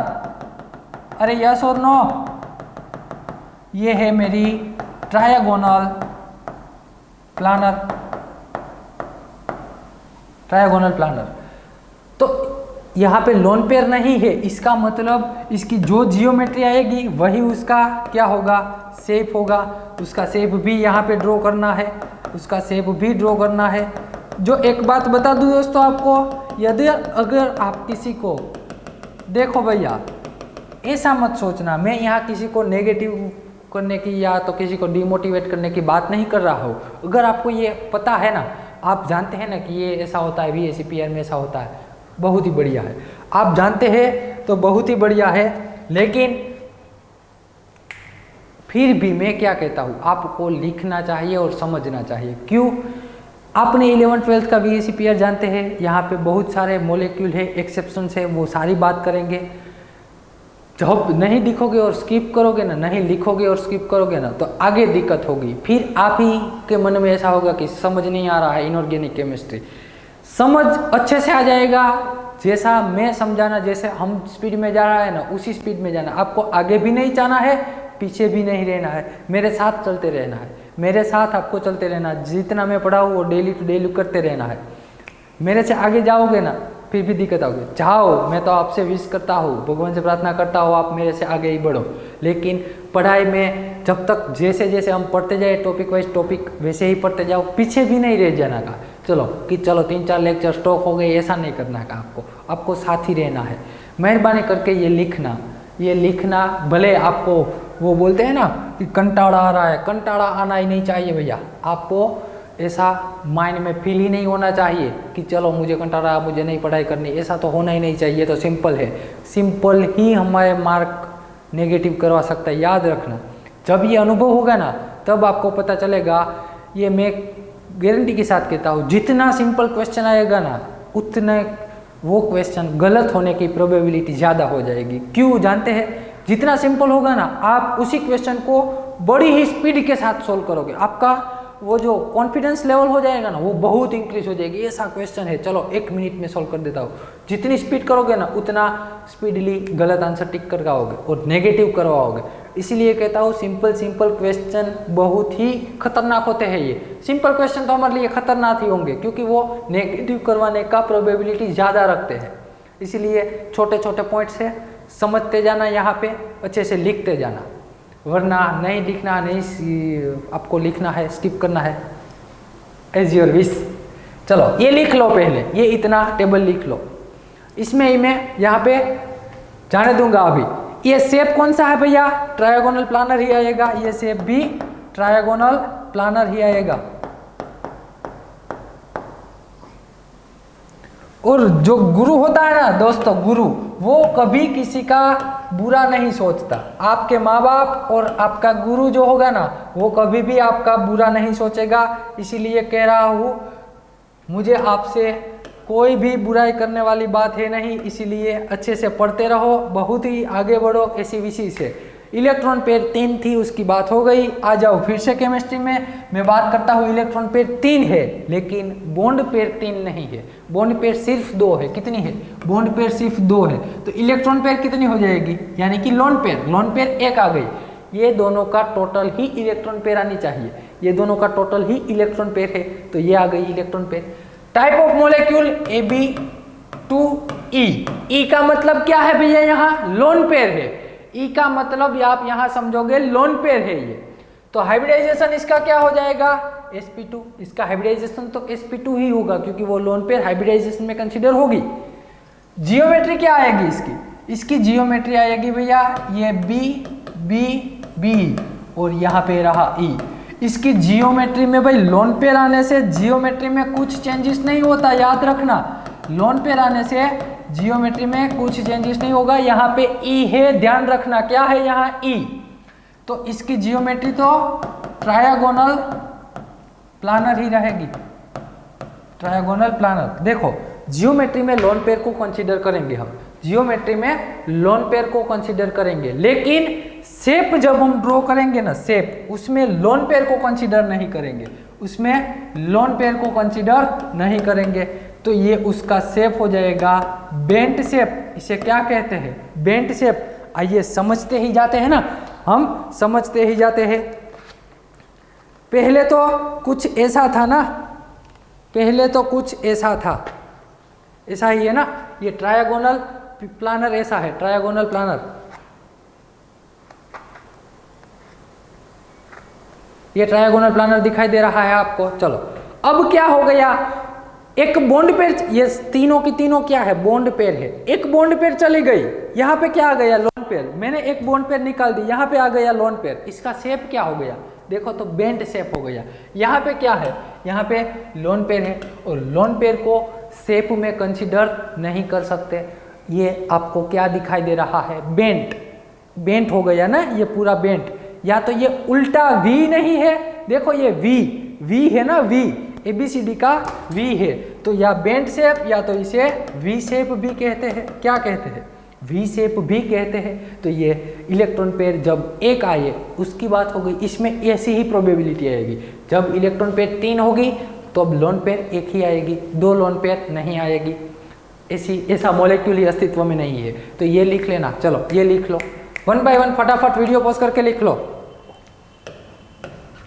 इसको मैं जाने देता हूँ। अब हम बात करते हैं इलेक्ट्रॉन पेयर जिसकी 4 है। चारों की चारों क्या है, बॉन्ड पेयर, चारों की चारों बॉन्ड पेयर है। लोन पेयर 0 है। Ab4 टाइप का मॉलिक्यूल है, इसका हाइब्रिडाइजेशन sp3 होगा। इसकी जियोमेट्री जानते ही है आप जानते ही है, टेट्राहाइड्रल। ये एक बी वेज में रहेगा, एक बी कहाँ पे रहेगा भैया, डैश में रहेगा। एक बी वेज में, एक बी डैश में। ध्यान से देखना, यहाँ पे सेंट्रल एटम ए है, चलो मेरे हाथ में सेंट्रल एटम ए, यहाँ ऊपर मैंने एग्जैक्ट ये वाले एटम की ऊपर मैंने रख दिया एक एटम, ये बी ऊपर। यहाँ पे ऐसे स्टीरियो केमिस्ट्री में आप पढ़ोगे, यहाँ पे ऐसे कौन सा एटम आएगा, बी, ठीक ऐसे ही देखो यहाँ पे ऐसे, ये सेंट्रल एटम ए है ना, यहाँ पे एक एटम है, यहाँ नीचे की ओर एक एटम जा रहा है, यहाँ से मैं प्लेन पास करूंगा ना, ऐसा प्लेन पास करूंगा ना, तो ये atom cut, central atom cut, और ये वाला बी भी कट हो जाएगा। तो ये 3 एटम एक प्लेन में है ना, 3 एटम एक प्लेन में है, ये रहा मेरा प्लेन। अब मुझे 2 एटम रखने हैं, अब मुझे 2 एटम, उसमें देखो यहाँ पे एक सब्स्टिट्यूएंट मैंने वेज में रखा, एक कहाँ पे रखा है, वेज में, तो ये रहा मेरा वेज, ये रहा मेरा वेज। अरे दिखाई दे रहा है आपको, ये मैंने रख दिया वेज में, आया आपकी तरफ आया ना, वेज सब्स्टिट्यूएंट आपकी तरफ, टेट्राहाइड्रल बना रहा हूँ, और एक सब्स्टिट्यूएंट मेरा है मेरी ओर, एक सब्स्टिट्यूएंट इधर रहा मेरी ओर है। देखो ये एक सब्स्टिट्यूएंट आपकी ओर, एक सब्स्टिट्यूएंट मेरी ओर, पीछे की ओर जा रहा है, ये तीनों के तीनों इन प्लेन है, तो ये हो गई, क्या हो गया, टेट्राहाइड्रल जियोमेट्री हो गई। ये कौन सी जियोमेट्री है भैया, टेट्राहाइड्रल होती है, दिखाई दे रहा है। देखो 2 सब्स्टिट्यूएंट ऐसे जा रहे हैं, एक आपकी ओर, एक मेरी ओर, ये टेट्राहाइड्रल जियोमेट्री बन गई भैया। आपके रूम में भी आप बना सकते हैं, लेकिन अभी आपको पढ़ाई करनी है, दूसरे कहीं चक्कर नहीं लगानी, इधर ध्यान रखो। इसको मैं जोड़ देता हूं ना, ये टेट्राहाइड्रल को मैंने जोड़ दिया, ये ऐसे होगा ना, ये ऐसे होगा। चलो ये टेट्राहाइड्रल की बात हो गई। ये कौन सा है, जियोमेट्री, टेट्राहाइड्रल। दोनों का शेप भी टेट्राहाइड्रल है, लोन पेयर नहीं है, शेप क्या आएगा, सेम ही आएगा, इसका शेप भी टेट्राहाइड्रल ही आएगा। यहाँ पे ए बी बी बी और यहाँ पे बी, शेप इसका टेट्राहाइड्रल ही रहेगा। इसका शेप क्या रहेगा भैया, टेट्राहाइड्रल ही रहेगा। तो ये इलेक्ट्रॉन पेयर जब 4 हो, बॉन्ड पेयर भी 4 हो, लोन पेयर ना हो, तब इसकी जियोमेट्री ऐसी आएगी। लेकिन दूसरी बात कर दूँ, अब ये लिख लेना, ये लिख लेना, लिखते ही जाना मेरे साथ, मैं लिखना खत्म कर दूं वहां पे, वहां आप वीडियो पॉज करके लिख लेना। चलो अब हम बात करते हैं, क्योंकि यहाँ पे भी छोटा है ना, थोड़ा छोटा है, इसलिए हमें ये आपको अच्छे से दिखाई दे वैसा ही लिखता हूँ पहले से। इलेक्ट्रॉन पेयर तो 4 ही है, कितनी है इलेक्ट्रॉन पेयर 4, बॉन्ड पेयर अब 3 है, लोन पेयर 1 आ गई, ये दोनों का कॉम्बिनेशन। एक टाइप ऑफ मोलिक्यूल Ab3E, एक लोन पेयर है, 3 बॉन्ड पेयर है, ये ऐसा तो है। इसका हाइब्रिडाइजेशन सेम नहीं होगा भैया, लोन पेयर आने से हाइब्रिडाइजेशन में कुछ चेंज नहीं होगा, हाइब्रिडाइजेशन वैसा का वैसा।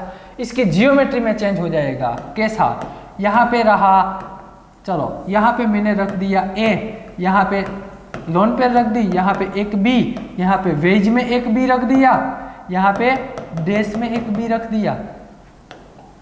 समझ गए? अभी समझाता हूँ 3D में, मॉडल है हमारे पास। और एक बात बताऊँ, यहाँ तो ये ऑनलाइन है ना, इसीलिए आपको मॉडल से समझा रहा हूँ, वरना मैं मॉडल ही हाथ में नहीं लेता।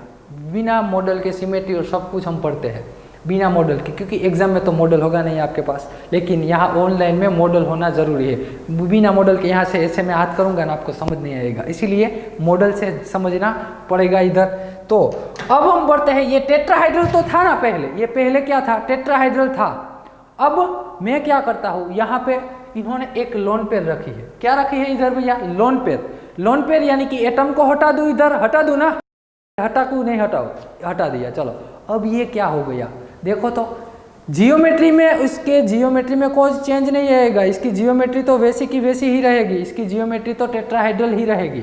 मैं शेप समझा रहा हूँ, ड्रॉ करने से पहले 3D में समझ लो। मैंने यहाँ से एटम हटा दिया, ये नीचे जो 3 एटम है ना, ये नीचे 3 एटम, ये 1 2 और ये 3, मैं ये तीनों को ऐसे ज्वाइन कर रहा हूँ, तीनों को ज्वाइन कर रहा हूँ। तो क्या आपको कुछ दिखाई दे रहा है? यस, आपको यहाँ ट्रायगोनल दिखाई दे रहा है। क्या? ट्रायगोनल। तीनों को ज्वाइन करने से ट्रायगोनल बनेगा। और ये ऊपर एटम है ना, ये ट्रायगोनल से एक एटम ऊपर है, तो मैं इसको कह देता हूँ पिरामिड। क्या कहता हूँ? पिरामिड। तो इसका शेप कैसा हो जाएगा भैया? इसका शेप कुछ ऐसा हो जाएगा। यहाँ पे ए, यहाँ पे बी, यहाँ एक बी है वो कहाँ पे है? एक बी है वो वेज में है, और एक बी है वो मेरा डैश में है। यहाँ पे है मेरी लोन पेयर। यहाँ पे मैं आपको दिखाता हूँ, ये इस तीनों को जोड़ देंगे ना आप, ये से तीनों को जोड़ेंगे ना, तो ये आपका ट्रायगोनल बन जाएगा। इसे कहते हैं ट्रायगोनल पिरामिडल शेप।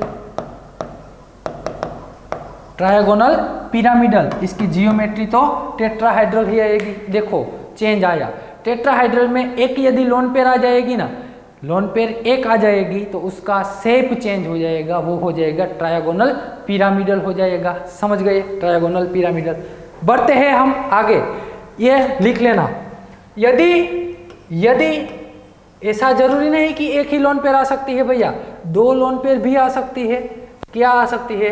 दो लोन पेयर भी आ सकती है। तो इसको अब मैं जाने दूं, इसकी जरूरत है नहीं। मान लीजिए 4 इलेक्ट्रॉन पेयर है, 2 बॉन्ड पेयर, तो लोन पेयर कितनी होगी? 2। मॉलिक्यूल Ab2E2 टाइप का हो जाएगा। Ab2E2 टाइप का हो जाएगा। हाइब्रिडाइजेशन इसका sp3 ही रहेगा। अब यहाँ पे क्या करना है? एक इलेक्ट्रॉन पेयर तो रखी है हमने, एक लोन पेयर तो रखी है, दूसरी लोन पेयर इधर रख देता हूँ। कहीं पे भी टेट्राहाइड्रल में आप कहीं पे भी रख सकते हो भैया, उसमें कुछ चेंज नहीं होगा। जियोमेट्री तो वैसी की वैसी रहेगी। जहाँ मर्जी चाहे ना वहाँ लोन पेयर रख देना, उसकी जियोमेट्री तो क्या आएगी? टेट्राहाइड्रल ही आएगी। उसकी जियोमेट्री टेट्राहाइड्रल ही आती है। अब मैंने यहाँ दोनों जगह इलेक्ट्रॉन पेयर रखा है ना, दोनों जगह इलेक्ट्रॉन पेयर रखा है। चलो पहले ये टेट्राहाइड्रल था, अब क्या आ गया? 2 लोन पेयर। इसका मतलब 2 बॉन्ड हटाना होगा। पहला बॉन्ड हटा लिया, दूसरा बॉन्ड यहाँ से हटा लेता हूँ, ये दूसरा बॉन्ड। अब ये देखो, अरे भैया ये तो मुझे बेंट शेप दिखाई दे रहा है। बेंट हो गया मॉलिक्यूल। क्या हो गया? बेंट हो गया इधर से। अरे समझ आ रहा है कि नहीं समझ आ रहा है? Just minute. ये पहले टेट्राहाइड्रल ऐसा था, ऐसे पहले टेट्राहाइड्रल था कि नहीं था? 2 सब्स्टिट्यूएंट मैंने हटा लिए, पीछे वाला हटा लिया, ये आगे वाला भी हटा लिया, ये 2 मुझे मिले, ये हो गया बेंट रूप। क्या हो गया? बेंट। तो यहाँ पे इसका शेप कौन सा आएगा? यहाँ पे इसका शेप कुछ ऐसा हो जाएगा, कुछ ऐसा। यहाँ पे 2 लोन पेयर रहेगी, एक वेज में होगी, एक डैश में। लोन पेयर दिखाने की ज़रूरत नहीं है। ये हो गया हमारा बेंट, या तो इसे हम वी शेप भी बोलते हैं। इसका बेस्ट एग्जाम्पल है H2O। इसका बेस्ट एग्जाम्पल कौन सा है? H2O। चेक कर लेना, आगे हम एग्जाम्पल सोल्व करेंगे तब पता चल जाएगा। एग्जाम्पल यही पढ़ने के बाद आएंगे आपको, यही अच्छे से पढ़ा होगा ना, तभी आप एग्जाम्पल में स्पीड और एक्यूरेसी के साथ आंसर निकालेंगे। बहुत सारे एग्जाम्पल देखेंगे, होमवर्क में भी मिलेंगे। तो जिसका बॉन्ड पेयर 2 होगा, लोन पेयर भी 2 होगी, उसका शेप बेंट हो जाएगा। जियोमेट्री तो टेट्राहाइड्रल ही रहेगी। जियोमेट्री कौन सी रहेगी? टेट्राहाइड्रल। ये इलेक्ट्रॉन पेयर 4 है ना, उसके बारे में है। अब हम बात करते हैं जिसकी इलेक्ट्रॉन पेयर 5 होगी। क्या होगी? जिसकी इलेक्ट्रॉन पेयर 5 होगी, उसके बारे में। इसको मैं हटा दूं। लिखिए पहला, जिसकी इलेक्ट्रॉन पेयर 5 है, पांचों की पांचों बॉन्ड पेयर है, लोन पेयर एक भी नहीं है, मॉलिक्यूल Ab5 जैसा होगा, इसका हाइब्रिडाइजेशन sp3d होगा। जियोमेट्री जानते ही है आप, अभी बेंट रूल पढ़ा हमने कि ट्रायगोनल बाई पिरामिड होगी। इसकी जियोमेट्री कौन सी होगी भैया? Trigonal bi pyramidal. ये रही उसकी ट्रायगोनल, ये रहा उसका ट्रायगोनल। TBP जियोमेट्री है, तो उसका शेप भी कौन सा आएगा? उसका शेप बताओ मुझे। नो डिस्टोर्शन भैया। क्यों? लोन पेयर ही नहीं है तो डिस्टोर्शन क्या होगा? लोन पेयर ही नहीं है तो डिस्टोर्शन होने की संभावना भी नहीं है। ये इलेक्ट्रॉन पेयर आ गया। ये TBP जियोमेट्री, जिसमें लोन पेयर नहीं है उसकी जो जियोमेट्री होगी वही उसका शेप होगा। लिख लो, अच्छे से लिख लो, इसमें कुछ है नहीं समझने वाली बात। TBP तो समझाना अभी, क्या अभी भी समझने की ज़रूरत है? नहीं है, अब समझने की ज़रूरत नहीं है। चलो ये हो गई। अब मैं इसको जाने दूँ। इसमें डिस्टोर्शन देखते हैं, इसमें हम देखते हैं डिस्टोर्शन। शेप चेंज आएगा। जियोमेट्री में तो कुछ चेंज होता नहीं, उसको रहने देते हैं एज इट इज। आपको तो फिर से लिखनी पड़ेगी भैया, आप लिखना फिर से। इलेक्ट्रॉन पेयर 5 है, बॉन्ड पेयर 4, तो लोन पेयर 1 होगी। मॉलिक्यूल कैसा होगा? Ab4E, एक लोन पेयर आ गई। हाइब्रिडाइजेशन में कुछ चेंज होगा नहीं, sp3d। बेंट रूल ने हमें बताया कि यदि लोन पेयर को रखना है आपको तो कहाँ रखना पड़ेगा? लोन पेयर को इक्विटोरियल में रखना है। कहाँ? इक्विटोरियल में। एक्सियल पे आप लोन पेयर नहीं रख सकते। यहाँ पे लोन पेयर आ गई, ये रही लोन पेयर। देखो तो यहाँ पे सिर्फ जियोमेट्री में लोन पेयर लिखा मैंने। जियोमेट्री तो टीबीपी रहेगी ना, जियोमेट्री तो टीबीपी रहेगी, लेकिन शेप क्या टीबीपी रहेगा? नहीं भैया। शेप कैसा आएगा? शेप कैसा आएगा? यहाँ पे बी, यहाँ पे बी, यहाँ पे बी, बी। यहाँ पे मैंने लोन पेयर रखा है ना, लोन पेयर को हम शेप में कंसिडर नहीं करते। कैसा शेप दिखाई दे रहा है? कैसा दिखाई दे रहा है? अरे के शेप कहते हैं इसे। कौन सा वाला भैया? के शेप कहते हैं। के शेप, या तो इसे दूसरा नाम भी दिया हुआ है, दूसरा नाम भी इसका दिया हुआ है। कौन सा वाला है उसका दूसरा नाम? सीसो शेप, इसे कहते हैं सीसो। दरियाई जैसा है इसका शेप। तो ये के शेप, के फॉर कलर, या ये हमारा शेप है। चलो समझने के लिए कह रहा हूँ। यहाँ पे लोन पेयर है, लेकिन लोन पेयर को हम शेप में कंसीडर नहीं करते। यहाँ पे ये सेंट्रल एटम है, ऊपर एक बी होगा, एक बी पिरामिड में नीचे होगा, एक बी ट्रायगोनल का इधर होगा, एक बी ट्रायगोनल का पीछे की ओर होगा ना। तो यहाँ से आप ऐसे सामने से देखोगे ना तो आपको ये के जैसा प्रतीत होगा। कैसा? के जैसा दिखाई देगा। तो ये रहा हमारा के शेप। कब आया? जब इलेक्ट्रॉन पेयर 1 थी तब। इलेक्ट्रॉन पेयर कितनी थी? 1 थी तब। ये रहा हमारा के शेप, लिख लेना। चलो बढ़ते हैं हम आगे। यदि इलेक्ट्रॉन पेयर लोन पेयर यदि 2 आ जाए, लोन पेयर क्या आ जाएगी? 2 आ जाएगी, तो कुछ दिक्कत नहीं है भैया, 2 आने दो ना। यहाँ पे 3 बॉन्ड पेयर हो जाएगी, 2 lone pair. Molecule Ab3E2 type का हो जाएगा, 2 लोन पेयर है E2। हाइब्रिडाइजेशन वैसा का वेस्पा, sp3d। पहली लोन पेयर को तो हमने ऑलरेडी रखा हुआ है, दूसरी लोन पेयर को भी कहाँ रखना है?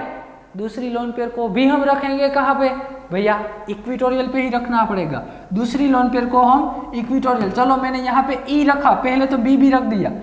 पहली लोन पेयर, ये रही मेरी दूसरी लोन पेयर। ध्यान से देखना, ये दोनों क्या है? ई का मतलब है लोन पेयर। तो इसकी जियोमेट्री तो टीबीपी ही आएगी, लेकिन शेप बताना भैया मुझे। शेप यहाँ पे बी रखा, यहाँ पे बी रखा, एक बी इधर रखा, यहाँ पे क्या है? दोनों, ये दोनों तो लोन पेयर है। लोन पेयर को शेप में कंसीडर नहीं करना। कैसा दिख रहा है? अरे ये टेढ़ा टी नहीं दिख रहा आपको? टी ऐसे होगा ना, ऐसे टी होगा। मैंने उसको 90 एंगल घुमा दिया, ये है मेरा टेढ़ा टी, यानी कि इसको कहते हैं टी शेप। इसका हम कहेंगे टी शेप। ये आ गया मेरा टी शेप। तो ये VSEPR थियरी की इतनी बहुत ही इंपॉर्टेंट है भैया, तो ये लिख लेना। अब हम बढ़ते हैं आगे। इसमें कुछ समझने लायक है नहीं है? कुछ समझने लायक क्या है भैया? सिर्फ आपको अब तो इमेजिनेशन हो रहा होगा ना, अब तो अच्छे से आप इमेजिनेशन कर रहे होंगे। शुरू में जो भी इमेजिनेशन करवाना था मैंने समझा दिया। यदि इलेक्ट्रॉन पेयर 5 है तो 2 बॉन्ड पेयर है, लोन पेयर कितनी होगी? 3 होगी। तो मॉलिक्यूल Ab2E3 जैसा हो जाएगा, Ab2E3 जैसा हो जाएगा। हाइब्रिडाइजेशन इसका sp3d रहेगा। 3 लोन पेयर है, कहाँ रखे नहीं है? इक्विटोरियल बॉन्ड पे। तो यहाँ पे भी हम रख देंगे लोन पेयर। जियोमेट्री तो सेम रहेगी, जियोमेट्री में लोन पेयर को कंसीडर करना है, यहाँ पे नहीं करना है। A, B और यहाँ पे B है, यहाँ तीनों जगह तो लोन पेयर है ना, यहाँ तीनों जगह क्या है? ऐसी लोन पेयर है भैया, ऐसी लोन पेयर है। लोन पेयर को हमें कंसीडर करना ही नहीं है। कैसा शेप आया बताओ, आप बताओ मुझे। ये हम कहते हैं लीनियर, हमारे गांव में इसे लीनियर शेप कहते हैं। आपके गांव में क्या कहते हैं बताना? आपके गांव में क्या कहते हैं ये बताना। लीनियर शेप है। ये बात हो गई किसकी? जिसकी इलेक्ट्रॉन पेयर 5 होती है, इसमें इतनी प्रोबेबिलिटी हो सकती है, इससे आगे नहीं होगी। अब हम बात करते हैं जिसकी इलेक्ट्रॉन पेयर 6 होती है वो। तो इसको लिख लेना वीडियो पॉज करके, इसको मैं जाने देता हूँ। अब हम बात करेंगे जिसकी इलेक्ट्रॉन पेयर 6 होती है वो। पहले से जिसकी इलेक्ट्रॉन पेयर 6 है, बॉन्ड पेयर भी 6 है, लोन पेयर 0 हो गई। टाइप ऑफ मॉलिक्यूल AB6 जैसा होगा। इसका हाइब्रिडाइजेशन sp3d2 होगा। इसका हाइब्रिडाइजेशन क्या होगा? sp3d2। जियोमेट्री जानते ही है, ऑक्टाहाइड्रल होगी। जियोमेट्री कौन सी होगी भैया? ऑक्टाहाइड्रल होगी। 4 पहले तो मैं यहाँ पे 4 एटम मैंने रख दिए प्लेन में। ये चारों के चारों एटम कहाँ पे भैया? एक ही प्लेन में है। चारों के चारों जो बी रखे वो एक ही प्लेन में है। फिर ऊपर वाला एटम भी इधर से जोड़ दिया। सभी एटम को एक दूसरे के साथ कनेक्ट करना है। सभी एटम को एक दूसरे के साथ आपको कनेक्ट करना है और सभी बॉन्ड लेंथ इक्वल होती है। इसमें सभी की सभी बॉन्ड लेंथ इसमें क्या होती है? इक्वल होती है। आइए यहाँ पे मैं दूसरी पेन यूज़ करूँ इसको जोड़ने के लिए, तब आपको अच्छे से दिखाई देगा। अरे यस और नो दिखाई दे रहा है कि नहीं दिखाई दे रहा है भैया? चलो ये हो गई हमारी ऑक्टाहाइड्रल जियोमेट्री। इसे कहते हैं ऑक्टाहाइड्रल जियोमेट्री। और इसका शेप भी क्या आएगा? ऑक्टाहाइड्रल ही आएगा। अब शेप है ना, इसको ऐसे ही रहने दो, इसको ऐसे ही रहने दो। यहाँ इतना लिखना, देखो भैया ऑक्टाहाइड्रल में आप गलती से भी ऐसा मत करना, कभी भी गलती से ऐसा मत करना, सिर्फ ऐसा मत लिखना। ऐसा लिखोगे ना, इसका मतलब आपको आगे कोऑर्डिनेशन में समझ आएगा। सिर्फ ऐसा लिखा ना आपने, ऊपर वाले बी और नीचे वाले बी को किसी के साथ अटैच नहीं किया, सिर्फ ऐसा ही जैसा दिख रहा है ऐसा लिखा ना, तो आप गलत हो। इसे हम ऑक्टाहाइड्रल नहीं कह सकते। इसे या तो ये स्क्वायर बाय पिरामिडल होगा या तो टेट्रागोनल हो सकता है, वो हम कोऑर्डिनेशन में पढ़ेंगे। यदि आपको बिना, देखो इसमें है ना, इस ऐसा करोगे ना तो इसमें आपको एटम नहीं दिखेगा। इसलिए क्या कहता हूँ, सिर्फ किसी एटम को किसी के साथ जोड़ो ही मत। किसी एटम को किसी के साथ जोड़ना ही नहीं है, सिर्फ उसको फ्री फॉर्म में रहने दो। ऐसा जब जब हम ड्रॉ करेंगे ना, ये ऑक्टाहाइड्रल समझ लेंगे। ये कौन सा है भैया? ऑक्टाहाइड्रल है। किसी को एक दूसरे के साथ जोड़ा ही नहीं है तो ऑक्टाहाइड्रल है। यदि आप सिर्फ 4 बी को जोड़ोगे ना तो वो स्क्वायर जनरेट कर देगा। वो क्या कर देगा? स्क्वायर। और ऐसा ऑक्टाहाइड्रल में नहीं होता। ऑक्टाहाइड्रल की सभी बॉन्ड लेंथ सेम होती है। स्क्वायर आप जनरेट कर रहे हो उसका मतलब उसकी बॉन्ड लेंथ का डिफरेंस दिखा रहे हो, और ऐसा नहीं होता ऑक्टाहाइड्रल में। इसलिए या तो करनी है तो ऐसा सभी बी को एक दूसरे के साथ जोड़ो, नहीं करना तो इसको ऐसे ही रहने दो। ये भी सही है, ये भी सही है ऑक्टाहाइड्रल में, तो हम ऐसे ही रखेंगे ऑक्टाहाइड्रल में। ये बात हो गई किसकी भाई? जिसकी जियोमेट्री ऑक्टाहाइड्रल होती है। जिसकी जियोमेट्री क्या होती है? ऑक्टाहाइड्रल। इसमें इलेक्ट्रॉन पेयर नहीं, लोन पेयर नहीं है। अब हम बात करते हैं लोन पेयर वाले एटम के बारे में। किसके बारे में? लोन पेयर वाले एटम के बारे में। तो उसका शेप और जियोमेट्री क्या आएगी? मान लीजिए 5 बॉन्ड पेयर है, इलेक्ट्रॉन पेयर की लोन पेयर कितनी है? 1। मॉलिक्यूल AB5E जैसा हो जाएगा, AB5E। इसकी हाइब्रिडाइजेशन sp3d2 ही रहेगा, sp3d2। जियोमेट्री की बात करूं, यहाँ पे मैंने रख देना है। ऑक्टाहाइड्रल में एक बात अच्छी है, एक बात ऑक्टाहाइड्रल में अच्छी है, कहीं पे भी इलेक्ट्रॉन पेयर रख सकते हैं, कहीं पे भी रख सकते हैं। यहाँ पे मैंने बी बी बी, यहाँ पे भी बी रखा, यहाँ पे भी बी, यहाँ पे लोन पेयर रख दी ई, यहाँ पे लोन पेयर रख दी। इसका शेप जियोमेट्री तो ऑक्टाहाइड्रल ही होगी। कौन सी होगी भैया? ऑक्टाहाइड्रल ही होगी। आप एक दूसरे के साथ जोड़ते नहीं है, आपको अच्छे से दिखाई दे इसलिए। क्या इसका शेप सेम आएगा? ऑक्टाहाइड्रल ही होगा ना जी ना। क्यों भैया? अब हमें लोन पेयर को कंसीडर नहीं करना है शेप में। यदि हम लोन पेयर को कंसीडर नहीं कर रहे हैं ना, उसका मतलब क्या है जानते हैं?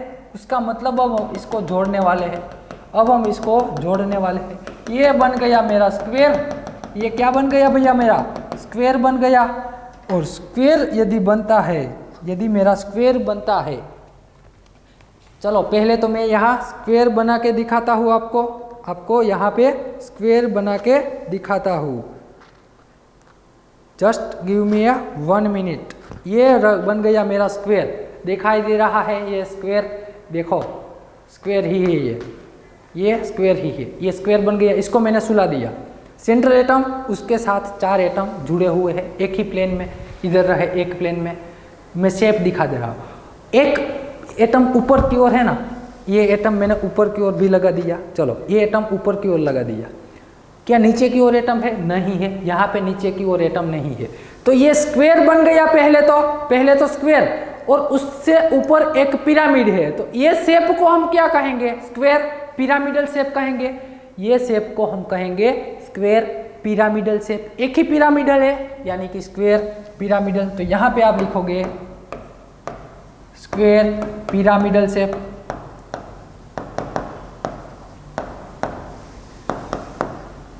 चलो ये बात हो गई इलेक्ट्रॉन पेयर 6 होती है तब इसके बारे में, इसका शेप क्या आता है? स्क्वायर पिरामिडल लिख लेना। अब हम बढ़ते हैं आगे। जियोमेट्री में कुछ चेंज आने वाला है नहीं। इलेक्ट्रॉन पेयर बॉन्ड पेयर कितनी है भैया?